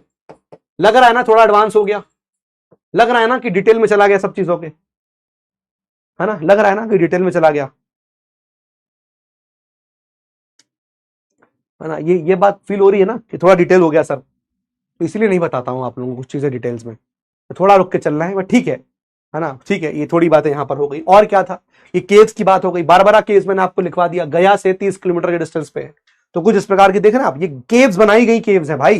देखो, modern artisans also started the practice of hewing out caves from rocks for monks to live. अब मौर्यन अंपायर, अशोका बुद्धिज्म में कन्वर्ट हो गया था, तो उसने मॉन्क्स के रहने के लिए केव्स बनाई। और वो केव्स आप देख सकते हो, केव्स को पत्थरों से काटा, केव्स को पत्थरों से काटा। और एग्जाम्पल कौन सा है ऐसे केव्स का, बारबरा केव्स। बाद में आप देखोगे this cave architecture spread through out India. बाद में एक केव आर्किटेक्चर पूरे इंडिया में जगह जगह स्प्रेड होने लगा। ठीक है, बिहार में है ना, शिवांशी पटेल, गया कहां पर है, बिहार में है। तो बारबरा केव्स आपको वहां पर मिलेंगी। किस किस ने यहां पर गया है, कौन कौन है जो बारबरा केव्स गया हुआ है। सर आपने हेलेना की फोटो नहीं दिखाई, रुद्र अग्रवाल, हेलेना की फोटो देखनी है तुमको। ना करें जनाब, ये ना करें, आप ना करें जनाब, ऐसा ना करें। ठीक है, तो ये कुछ चीजें हैं जो हमें यहां पर देखिए। अच्छा, इसके अलावा और बहुत सारी चीजें हैं, स्प्रेड ऑफ मटेरियल कल्चर, लेकिन अभी हम लोग उसको यहां पर फिलहाल नहीं करेंगे। स्प्रेड ऑफ मटेरियल कल्चर को थोड़ा बाद में करेंगे, ठीक है। अदरवाइज आप लोगों के लिए ना बहुत ऊपर से जाने लग जाएगा और हवा तुम लोगों की टाइट हो जाएगी कि क्या बोल दिए सर, क्या कह रहे हैं सर, क्या कह रहे हैं। आइए please let us come down. ये लिखा रहने कि हटा दे, बता दो, जैसी आप लोगों की मर्जी वैसा बताइए। ये लिखा रहने दें या फिर हटा दे, क्योंकि आप लोगों ने लिख तो लिया, you want me to keep this, I will keep this, you want me to remove this, I will remove, क्योंकि मैं आपको बाद में एडवांस में तो लेके आऊंगा फिर से। तो एक काम करते हैं, हटा ही देते हैं, एडवांस में ले लेना उसको, ठीक है। अभी जितना नोट्स में लिखवा रहे हैं वही कर लो, you want to keep it, you can keep, ठीक है। बता दीजिए।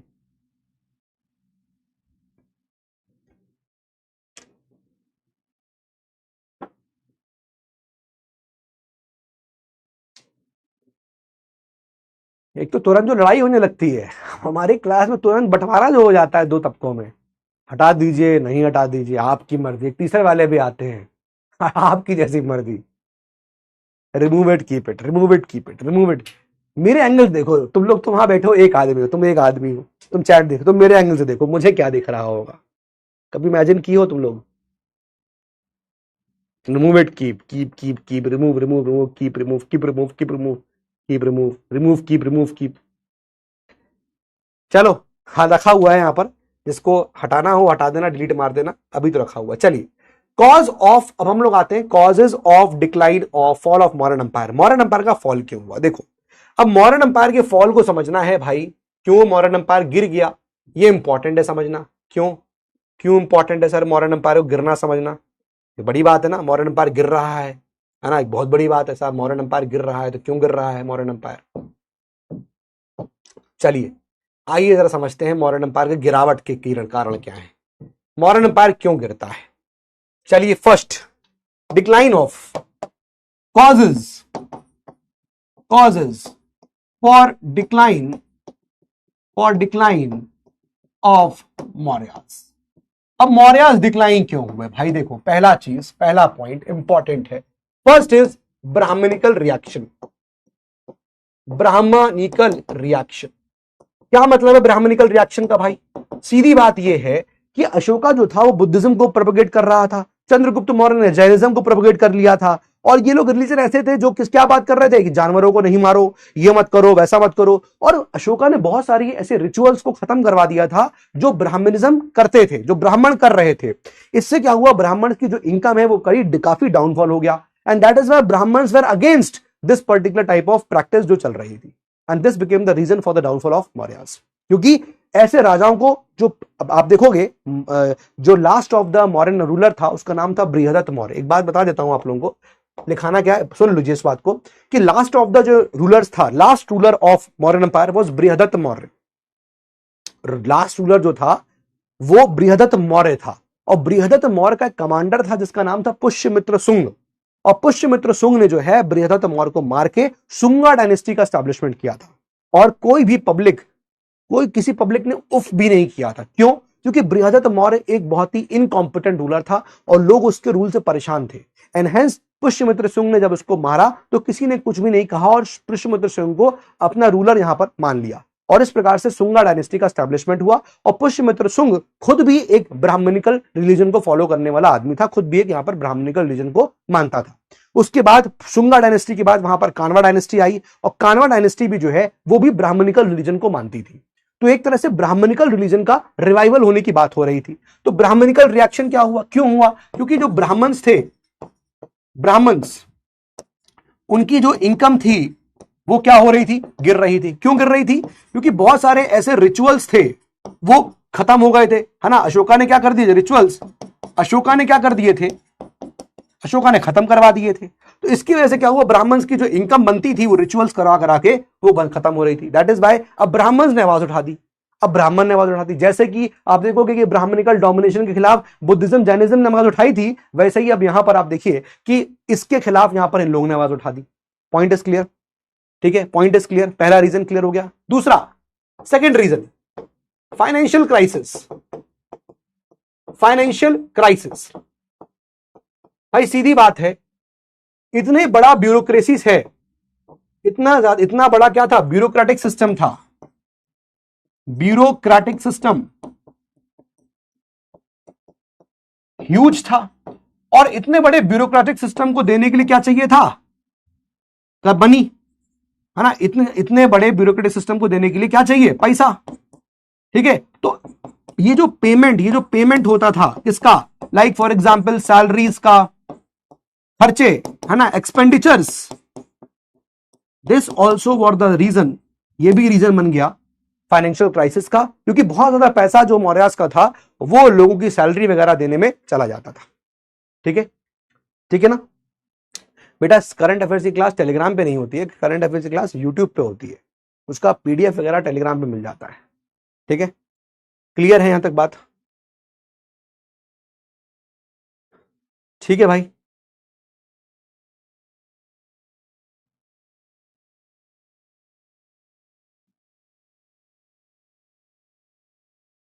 ठीक है। Next, third, oppressive rule of the Mauryas. Oppressive rule of Mauryas. Mauryas का बड़ा ही ऑप्रेसिव रूल था, यानी कि और मौर्यास जो है वो अपने प्रजा लोगों के ऊपर अब अत्याचार कर रहे थे, क्योंकि पावर तो बहुत थी, है ना। मौर्यास के पास, मौर्य का जो पावर था वो बहुत ज्यादा इंक्रीज हो चुका था। क्यों? क्योंकि हर चीज तो सेंट्रलाइज थी, सारी पावर जो है वो किसके हाथ में थी, सारी पावर किंग के हाथ में होती थी। और राजा जो है वो क्या कर रहा था, राजा कर रहा था अब अत्याचार। मतलब पीपल जो है, नॉट राजा, इनफैक्ट ऐसे लिख सकते हो कि भाई जो एडमिनिस्ट्रेशन था वो क्या हो रहा था, ऑप्रेसिव हो गया था। Administrative system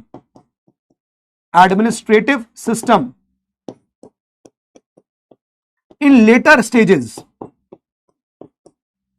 stages got corrupt. ध्यान रखना, ये डिक्लाइन जो आप देख रहे हो दोस्तों, ये डिक्लाइन आप जो पढ़ रहे हो, देख रहे हो, ये चंद्रगुप्त मौर्य या फिर बिंदुसार या अशोका के टाइम पे लागू नहीं होगा। तब तक तो बढ़िया था ना, तब तक सिस्टम बढ़िया चल रहा था। लेकिन इसके बाद आप देखोगे अशोका के बाद जो रूलर्स आए वो वीक होना शुरू हो गए, एंड हेंस आपको ये रीजंस देखने को मिले। पहले सिस्टम अच्छा था एडमिनिस्ट्रेशन का, लेकिन बाद में सिस्टम करप्ट हो गया था। That is what the reason for decline, ठीक है ना। फिर उसके बाद नेक्स्ट एक रीजन आप और लिख सकते हैं, पॉइंट नंबर 4, पॉइंट नंबर 4 भी लिखिएगा, देखिएगा न्यू, यहां पर ऐसे लिखिए, lack of unity in north western area, lack of unity in north western region. अब नॉर्थ वेस्टर्न रीजन में यूनिटी नहीं थी, नॉर्थ वेस्टर्न रीजन में यूनिटी नहीं थी। नॉर्थ वेस्ट मतलब वही बाउंड्री जो इंडिया की है, मैंने आपको बताया था, पोस्ट मौर्य पीरियड का एंट्री वहीं से होगा। मतलब नॉर्थ वेस्ट के एरिया में यूनिटी नहीं थी, लैक ऑफ यूनिटी की वजह से रूलर्स वहां पर कोई एक यूनाइटेड नहीं थे, एंड हेंस वो भी एक रीजन बनता है कि फॉरेन इन्वेजन होना शुरू हो जाएंगे। और फॉरेन इन्वेजन जब होंगे, सेंट्रल एशिया के लोग जब भारत पहुंचेंगे, that became the reason for the decline. ठीक है, ठीक है। नेक्स्ट एक और पॉइंट लिखिएगा, फिफ्थ, ये जो नॉलेज थी स्टील, है ना, आयरन, इन सब की नॉलेज, स्टील की, आयरन की, अब ये स्प्रेड हो गई थी, spread to other areas also.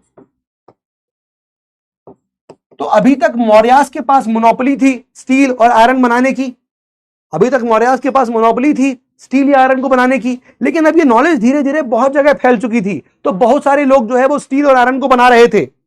And hence आप देखोगे कि जब बाकी लोगों को भी नॉलेज हो जाएगी तो वो भी इसको बनाएंगे, and hence they were a direct competition for the Mauryas, और फिर वो डायरेक्ट कंपटीशन बन गए मौर्यास के लिए। ठीक है, फर्स्ट पॉइंट ब्राह्मणिकल रिएक्शन, मतलब अशोका ने, जो मौर्यास के रूलर आए, दे वर पैटर्नाइजिंग जैनिज्म बुद्धिज्म जैसे रिलीजन्स को, और बहुत सारे ऐसे रिचुअल्स जो ब्राह्मण करते थे वो रिचुअल खत्म करवा दिए गए। जब वो रिचुअल्स खत्म हो गए तो जाहिर सी बात है जो इनकम होती थी ब्राह्मणों की, वो उन रिचुअल्स की वजह से, सैक्रिफाइसेस की वजह से वो नहीं हो रही थी। हेंस ब्राह्मणिकल रिएक्शन देखने को मिला। मैंने आपको बताया पुष्यमित्र सुंग, जो कि एक ब्राह्मण रिलीजन को बिलोंग करता था, फेथ को बिलोंग करता है, उसने फिर यहां पर क्या किया, he killed Brihadatta Maurya, last ruler of the Maurya dynasty, and established the Sunga dynasty. ठीक है। सेकंड, फाइनेंशियल क्राइसिस, इतना बड़ा यहां पर ब्यूरोक्रेटिक सिस्टम चलेगा, इतना बड़ा एरिया आप कॉन्कर करके बैठे हुए हो, इतना बड़ा एरिया आप कैप्चर करे हो, तो भाई उसको चलाने के लिए पैसा भी चाहिए, और जब पैसा खर्चा करोगे इनको सैलरी देने में, सब कुछ करने में, तो जाहिर सी बात है कि वहां पर आप फाइनेंशियली ड्रेन हो जाओगे। सेकंड, नंबर थर्ड, मैंने आपको बताया कि ऑपरेसिव रूल, मौर्याज अब काफी क्या हो गए थे, ऑपरेसिव रूल करने लग गए थे।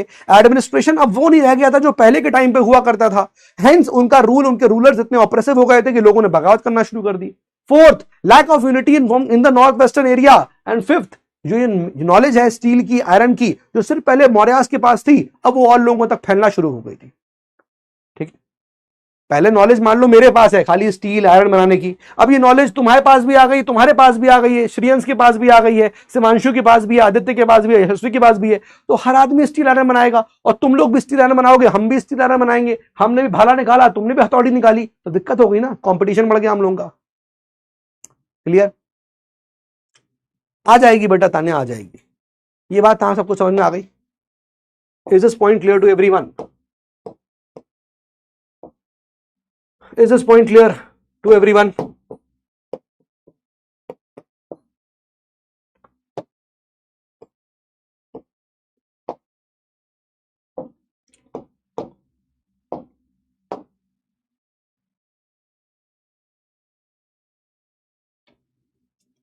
देखो संजीव बेरा, प्रॉब्लम तो होगी क्योंकि कहानी बहुत आगे बढ़ी हुई है, तो पहले आप थोड़ा पीछे से लेक्चर देखते हुए आएंगे तो और अच्छा रहेगा।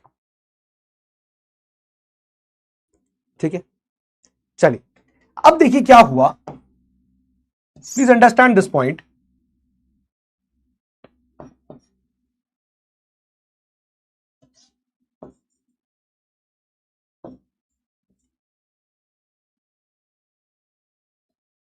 प्लीज सी, अशोका की जब डेथ होती है, अशोका की डेथ के बाद रूलर जो है बहुत ज्यादा वीक होते हैं, है ना। कई सारे रूलर्स आए, दे वर वीक, और वीक रूलर्स ऐसे थे जो मौर्यन अंपायर को अब नहीं संभाल पाए। और देर सवेर आप देखोगे कि मौर्यन अंपायर जो है वो दो पार्ट्स में डिवाइड हो गया। Mauryan umpire got divided into two parts. एक था इसका वेस्टर्न वाला पार्ट जो चला गया था किसके हाथ में, this was now in the hands of Kunal. यहां पर अब कुणाल जो है रूल कर रहा था, यानी कि ये जो एरिया है on the western part of this line was ruled by Kunal. और इधर वाला जो एरिया है this went in the hands of Dasharatha. ये बात समझ में आ गया? Is this point clear? ये बात समझ में आ गई? इसमें कोई डाउट कि जो लेटर मौर्य रूलर्स आए, लेटर जो मौर्य रूलर्स आए उसमें आप देखोगे कि ये वीक रूलर्स थे। तो मौर्यन अंपायर दो पार्ट्स में डिवाइड हो गया। एक पार्ट हो गया वेस्ट का पार्ट जो कुणाल के हाथों में था, और एक तरफ हो गया ईस्ट का पार्ट जो दशरथ के हाथों में आ गया। Is this point clear?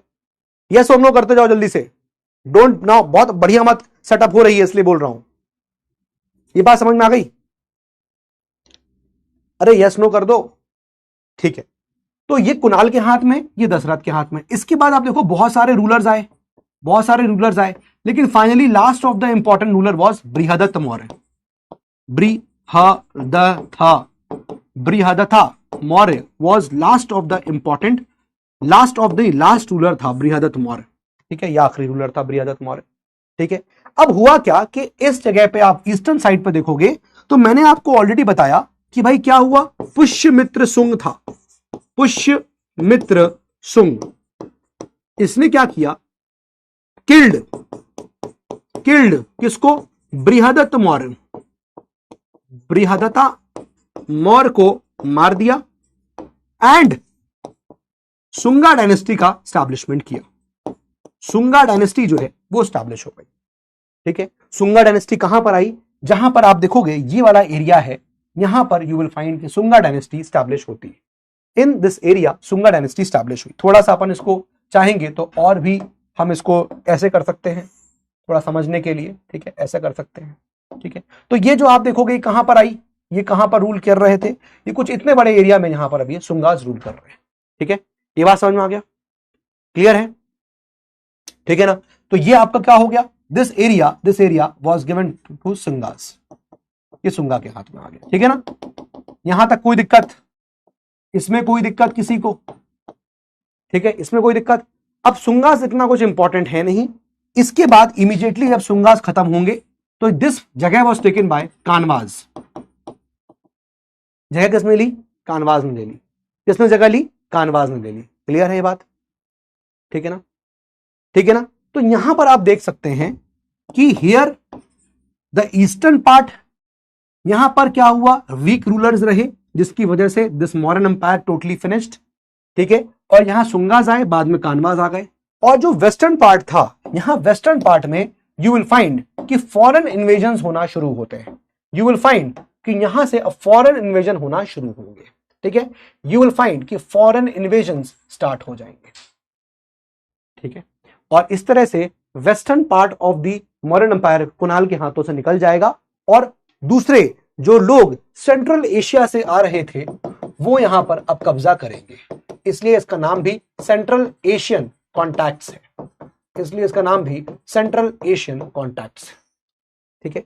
Central Asian contact का मतलब क्या हुआ, सेंट्रल एशियन कॉन्टैक्ट का मतलब क्या हुआ, किन किन राजाओं की बात कर रहा हूं मैं आपसे, मैं बात कर रहा हूं इस पर्टिकुलर एरिया की। यह है आपका सेंट्रल एशिया से आए हुए लोगों की जगह, कहां को ये बिलोंग करते थे, ठीक है ना, कहां को ये बिलोंग कर रहे थे। ये बात समझ में आ रही है? Is this point clear? Central Asia मतलब ये वाला area, Kazakhstan and all this वाला एरिया जो आप देख रहे हैं, this is the area central Asian contacts. यहां पर आपको भारत दिख रहा है, ये भारत है, इंडिया है। ये आपको देखिए पर्शियंस दिख रहे हैं, ये सेंट्रल एशिया वाले लोग हैं, ये सब चीजें हैं। यहां बात समझ में आ गई? ये बात क्लियर हो गया? ठीक है। अब जरा समझिएगा कि यहां पर हुआ क्या, ये क्या हुआ, यहां पर आगे क्या हुआ। प्लीज इस स्लाइड पे, बहुत अच्छी इंपॉर्टेंट स्लाइड है, इस बात को समझिएगा। देखिए अब क्या हुआ, यहां पर आप देखोगे कि ये एरिया है, दिस इज द एरिया जहां पर हम कहते हैं कि साहब ये जो एरिया है ना हिमालयास का एरिया है, ये हिमालयास का एरिया है, हाँ साहब हिमालयास का है, ठीक है। आपको यहां मिलेगी चाइना, यहां मिलेगा चाइना, ठीक बात है, चाइना हो गया ये, ठीक है। ऊपर आप देखोगे तो यहां पर एक ट्राइब थी जिसका नाम है यूजी ट्राइब, है ना। ये क्या नाम था इसका? Yuezhi tribe. हमारे युजवेंद्र चहल है, बॉलर है इंडिया के, आपको पता होगा। तो ये यूसी ट्राइब, यहां पर यूजी ट्राइब थी। और चाइना के एक राजा साहब थे जिन्होंने चाइना की यहां पर एक पहले great wall of India, great wall of China को डेवलप कर दिया। ग्रेट वॉल ऑफ चाइना यानी कि एक दीवार बना दिया। और ये ऐसी दीवार बन गई कि भाई यूजी ट्राइब चाहती थी चाइना पे कैप्चर करना। दे इंस्टेड ऑफ मूविंग ये इधर ना मूव करके, अब मजबूरी हो गई क्योंकि यहां पर ग्रेट वॉल ऑफ चाइना बन गई थी, तो अब इनको इधर मूव करना पड़ा। They expanded this side. Yuezhi tribe जो है आगे बढ़ी, बिल्कुल सही। यहां पर कुछ लोग नाम बोल रहे हैं, शी हुआंग थी। तो चाइना के यहां पर जो राजा थे इनका नाम था शी हुआंग वांग वांग वांग ती। तो शी हुआंग ती ने क्या किया, ये ग्रेट वॉल ऑफ चाइना को बना दिया, ग्रेट वॉल ऑफ चाइना को बना दिया। ठीक। तो इसकी वजह से क्या हुआ, यूजी ट्राइब जो है वो इधर ना मूव करके, वो ट्राइब इधर मूव नहीं करी, वो इधर मूव करती है। जब इधर मूव करी तो आगे चल के देखा कि भाई यहां पर ना एक ट्राइब और बैठी हुई है, दैट इज समवेयर, आप देखोगे इधर, दे आर सिंथियंस। ठीक है, वो कौन है? ये है यहां पर सिंथियंस। कौन है? सिंथियंस। तो जब यूजी ट्राइब इस साइड मूव करी तो भाई लोग घबराए, सिंथियंस वाले। तो सिंथियंस को भी डर लगा, भाई जाहिर सी बात है कि ये एरिया ऐसा था कि यहां पर ये यूजी ट्राइब खतरनाक ट्राइब, तो ये इनको भी भागना पड़ा। तो सिंथियंस जो है वो थोड़ा आगे मूव करते हैं। और यहां पर आप देखोगे ये जो एरिया है, दिस वाला एरिया, यहां पर थे पहले इंडो ग्रीक्स। यहां पर थे इंडो ग्रीक्स, जिनको क्या बैक्ट्रियन ग्रीक्स भी कहा जाता है। यहां पर थे इंडो ग्रीक्स, इनको बैक्ट्रियन ग्रीक्स भी कहा जाता है। And somewhere here also you will find कि यहां पर आपको मिलेंगे इन दिस एरिया कौन? शाकाज। साकाज भी हैं, ठीक, साकाज भी हैं। तो बेसिकली हुआ क्या कि जब ये ट्राइब आगे बढ़ी, जिसकी वजह से इनको डर लगा कि हमें ना ये खेत दें उठा के, तो इनको भी क्या करना पड़ा, तो ये वाले लोग भारत के अंदर एंटर करते हैं। They cross the Hindu Kush mountains. Hindu Kush mountains को क्रॉस करने वाले ये लोग पहले लोग थे, और क्रॉस करके ये भारत में आते हैं। ठीक है, फिर उसके बाद यू विल फाइंड कि यहां सिंथियंस की एंट्री होती है ना। जब सिंथियंस की एंट्री हुई तो जाहिर सी बात है सिंथियंस ने अपना थोड़ा ये जो बाउंड्री है उसको फैलाया, है ना। इसकी वजह से क्या हुआ, साकास के ऊपर ही प्रेशर बढ़ा। जब साकास के प्रेशर बढ़ा तो साकास को भी क्या करना पड़ा, साकास भी भारत में फिर एंटर होना शुरू होते हैं, है ना। इनको भी एंटर करना पड़ा। फिर उसके बाद सिंथियंस एंटर किए, मतलब पहले कौन किए? Indo Greeks. फिर कौन किए? सिंथियंस किए। फिर उसके बाद साकास किए यूजी ट्राइब की वजह से, और फिर यूजी ट्राइब करती है। ये बात समझ में आ गया? सर कॉपी में इतना एरिया नहीं आएगा तो बेटा मत नोट करो, फिर ये तो करना पड़ेगा। थोड़ा आप डायग्राम देख लो, फ्रेश बना लेना। ठीक है, ये बात समझ में। कुणाल इज द रूलर बेटा, ऋषभ पांडे। कुणाल रूलर था मौर्यन एम्पायर का ही, one of the rulers of Mauryan empire. ठीक है, जो western part of the Mauryan empire को रूल कर रहा था कुणाल। ये बात समझ में आ गया? सेंट्रल एशिया कॉन्टैक्ट कैसे बढ़े? भाई सिंपल एक रीजन था, ये चार आपको ध्यान रखने हैं, Indo Greeks, Scythians, Shakas and Yuezhis. ठीक है ना, Indo Greeks, Scythians, Shakas and Yuezhi. ठीक है, यूजी की ही यहां पर एक ट्राइब है, इसको बोलेंगे कुषाण। यूजी की एक ट्राइब है, इसको बोलते हैं कुषाण।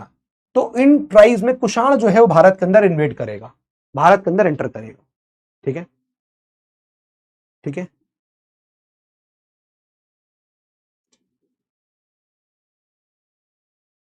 ठीक है भाई।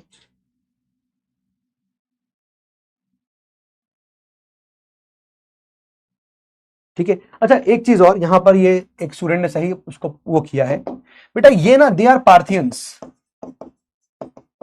पार्थियंस, ये पार्थियंस है, ये सिंथियंस है। सिंथियंस आर ऑल्सो कॉल्ड एज साकाज, इनको हम लोग साकाज भी कहते हैं। ठीक है, इनको हम लोग साकाज भी कहते हैं। क्लियर?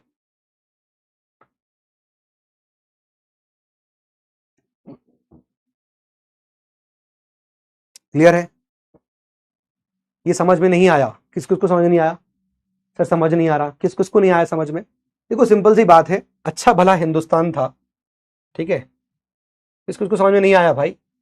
यस, किसको समझ में नहीं आया? देखो, अच्छा भला हिंदुस्तान चल रहा था।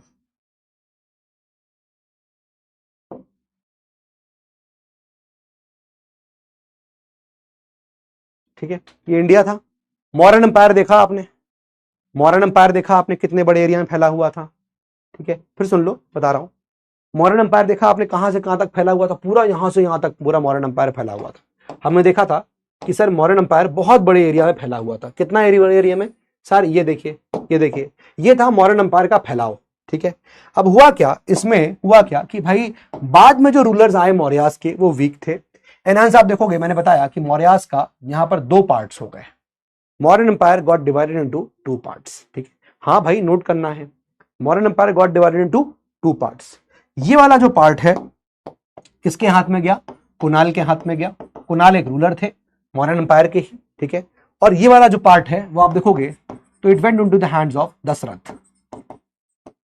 ठीक है, और बाद में ये आगे चलते चलते last of the important ruler, last important ruler was Brihadratha Maurya, जिसको पुष्यमित्र शुंग ने मार दिया, जो कि उसका कमांडर था पुष्यमित्र शुंग। पब्लिकली सब जगह भरी महफिल में उसको मारा, और मारने के बाद इस एरिया में शुंगा डायनेस्टी को स्टैब्लिश कर दिया।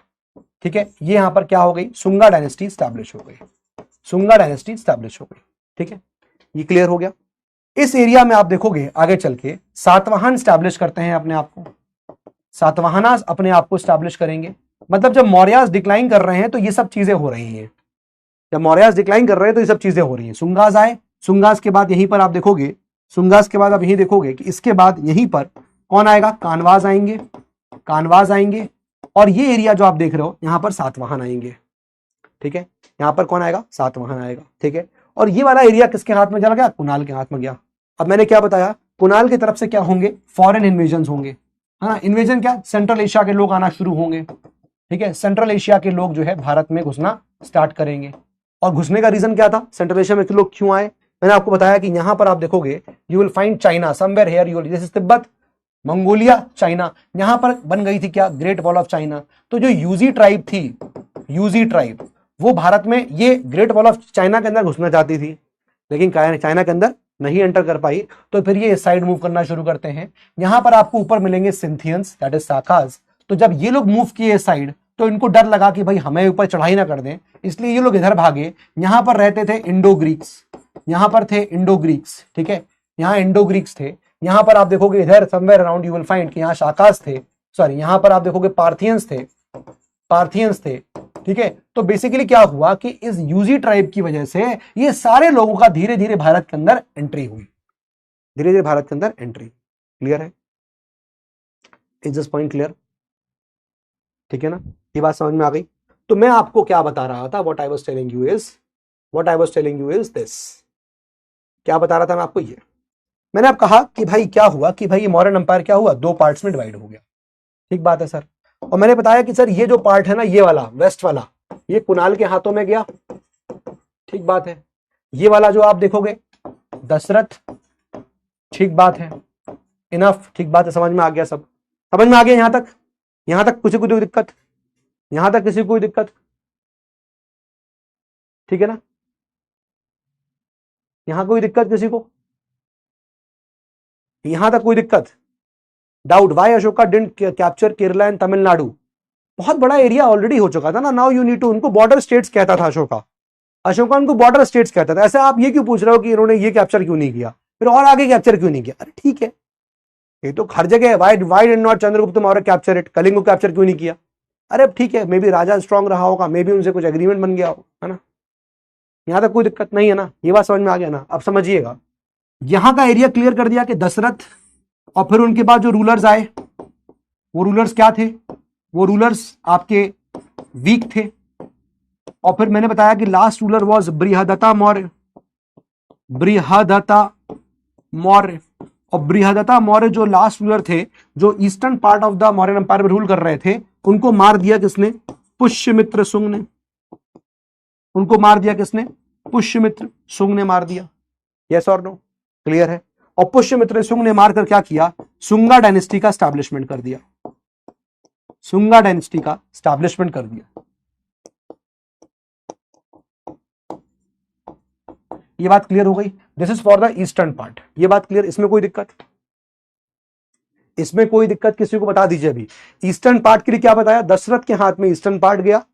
रूलर जो है इसके बाद मौर्यन एम्पायर के जो आए ईस्टर्न पार्ट में बड़े वीक रूलर्स थे। तो आखिरी रूलर था Brihadratha Maurya, last ruler was Brihadratha Maurya, जिसको उसके commander Pushyamitra Shunga was the commander किसका? बृहदत्त मौर्य का। और पुष्यमित्र शुंग ने जो है बृहदत्त मौर्य को क्या किया? मार दिया, और मार के शुंग डायनेस्टी का एस्टैब्लिशमेंट किया। इसमें किसी को कोई दिक्कत? कोई दिक्कत? अरे रूलर्स है ना, मौर्यन एम्पायर के रूलर्स हैं, सिंपल, कोई दिक्कत? ठीक है ना। अब मैंने क्या बताया, ये तो कहानी एक तरफ खत्म हो गई। जब पुष्यमित्र शुंग खत्म हो गए तो भाई यहां पर क्या हुआ? सुंगा डायनेस्टी स्टैब्लिश हो गई, इस एरिया में सुंगा डायनेस्टी स्टैब्लिश हो गई, सुंगा सुंगा। और उसी के बाद यहीं पर आ गए कानवाज। क्लियर हो गया? ठीक है, यहीं पर आ गए कानवाज। मौर्यास के फ्यूडिटरी थे। फ्यूडिटरी मतलब कि मौर्यास ने जब इतना बड़ा एक्सपेंशन किया तो आपने देखा था पहले कहां कितने छोटे एरिया में मौर्यास थे, मगध था, फिर एक्सपेंशन हुआ और एक्सपेंशन हुआ और एक्सपेंशन हुआ। तो चंद्रगुप्त मौर्य ने भी जब इतना बड़ा एरिया एक्सपैंड किया होगा तो जाहिर सी बात है कुछ एरियाज को उसने क्या किया ना, जीत के उसको अपना फ्यूडिटरी बनाया। फ्यूडिटरी मतलब क्या था कि वो उनके अधीन होकर काम करेंगे। मतलब वो लोग थे जो मौर्यास को सलाम साहब कहते थे, है ना, उनको अपने अंडर कर लिया था, फ्यूडिटरीज कहते हैं उनको। ठीक है, मतलब आप चंद्रगुप्त मौर्य अशोका किसी एक एरिया को जीतेगा, कैप्चर करेगा, तो वहां के राजा को अपना फ्यूडिटरी बना लेगा। हफ्ता भेजते रहना, गुड मॉर्निंग गुड नाइट करते रहना, जो हम कहे सुनते रहना, फ्यूडिटरी बना लिया। लेकिन once central empire Mauryas decline होंगे तो ये सारे लोग जिनको मौर्यास ने कब्जा किया था वो अपने आप को दोबारा इंडिपेंडेंट घोषित करना शुरू करेंगे। राइट? यस और नो? अरे यस और नो कर दो भाई, यस और नो कर दो भाई। मौर्यास इतने बड़े एरियाज में थे, जहां जहां उन्होंने जीता होगा, बहुत सारी ऐसी जगह थी जहां पर उन्होंने अपने लोगों को हराने के बाद, उन लोगों को हराने के बाद अपना फ्यूडिटरी बना लिया। फ्यूडिटरी का मतलब अपने अधीन कर लिया। फ्यूडिटरीज है हमारे, सलाम साहब करेंगे, हमको ट्रिब्यूट भेजेंगे, पैसा भेजते रहेंगे। ठीक, उनको क्या बोलेंगे? फ्यूडिटरीज बोलेंगे। अब वो फ्यूडिटरी हो गए। लेकिन जब सेंट्रल अंपायर वीक होगा, सेंट्रल अंपायर जब वीक होगा तो ये जो लोग थे जिन पे कैप्चरिंग करी गई है, ये क्या करेंगे? अपने आप को इंडिपेंडेंट घोषित करेंगे। यस और नो? घोषित किया। ऐसे ही यहां पर एक फ्यूडिटरी थे जिनका नाम क्या है? देवर सातवाहनाज। देवर सतवाहनाज, सतावाहनाज।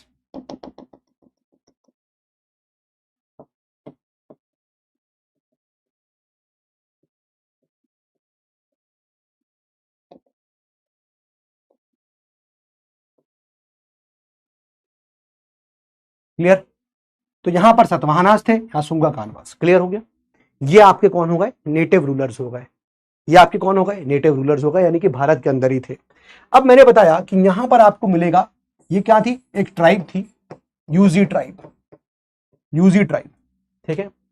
आपको आगे ट्राइब मिलेगी सिंथियंस। अलग अलग एरिया पर रूल कर रहे हैं ये लोग।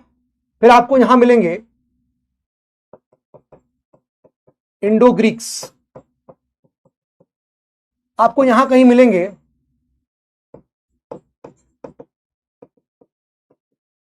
पार्थियंस। अब यूजी ट्राइब यहां पर जब मूव करी, यहां पर जो अंपायर था इंडो ग्रीक्स में, जो अंपायर बना था, ठीक है, सेल्यूकिड अंपायर, बड़ा वीक अंपायर हो चुका था। ठीक है, इंडो ग्रीक जहां रह रहे थे वहां पर एक अंपायर बना था जिसको बोलते हैं सेल्यूकिड अंपायर, बड़ा वीक हो चुका था। तो जब वीक अंपायर होता है तो उसके ऊपर फॉरेन इन्वेजन का डर बना रहता है। तो Yuezhi tribe they wanted to enter China, they wanted to invade China. लेकिन यहां पर क्या हुआ था? चाइना के राजा था, चाइना का राजा था, इसका नाम था शी हुआंग, शी हुआंगती। उसने क्या किया? ग्रेट वॉल ऑफ चाइना बना दिया।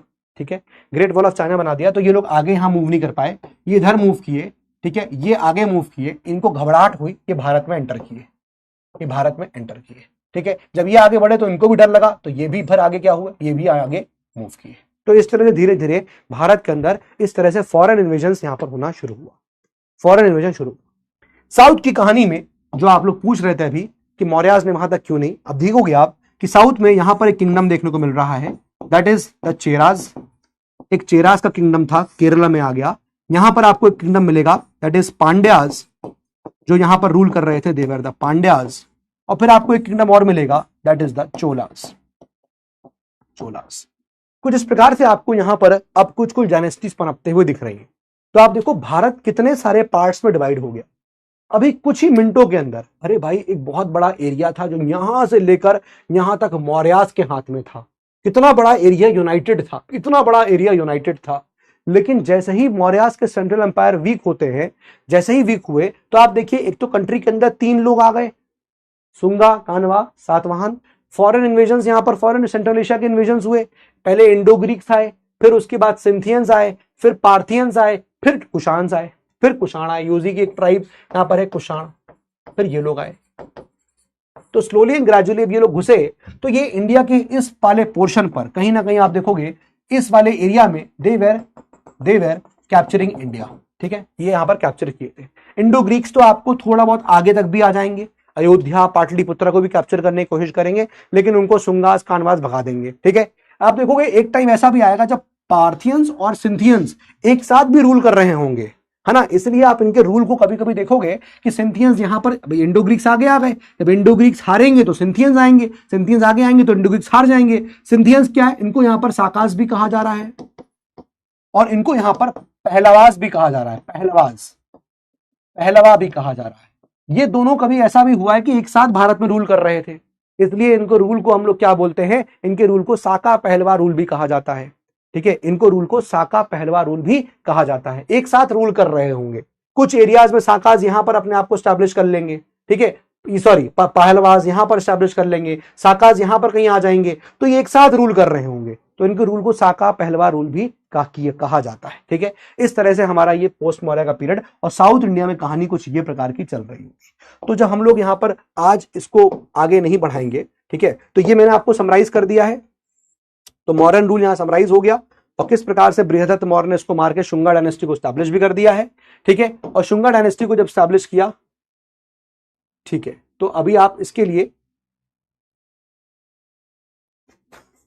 ठीक है, अभी आप इसको छोड़ दीजिए, आगे हम लोग इसको करेंगे। ठीक है, और यहां से हम लोग ने सेंट्रल एशियन कॉन्टैक्ट्स की बात करना शुरू करी है। क्लियर है।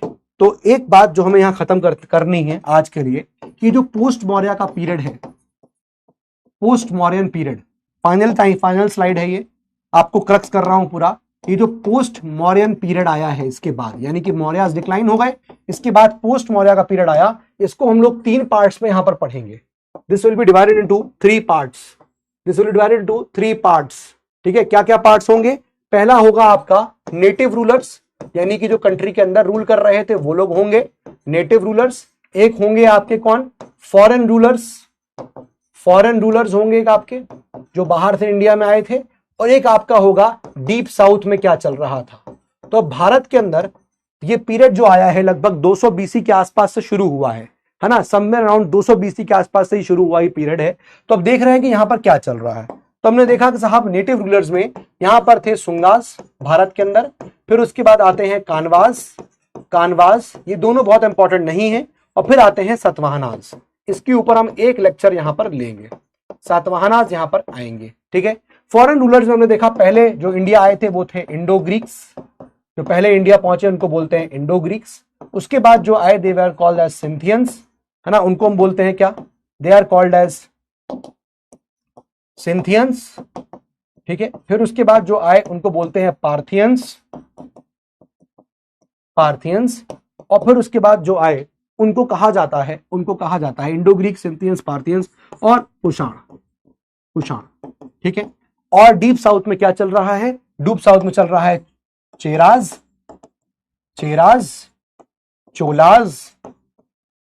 चोलाज और पांड्यास।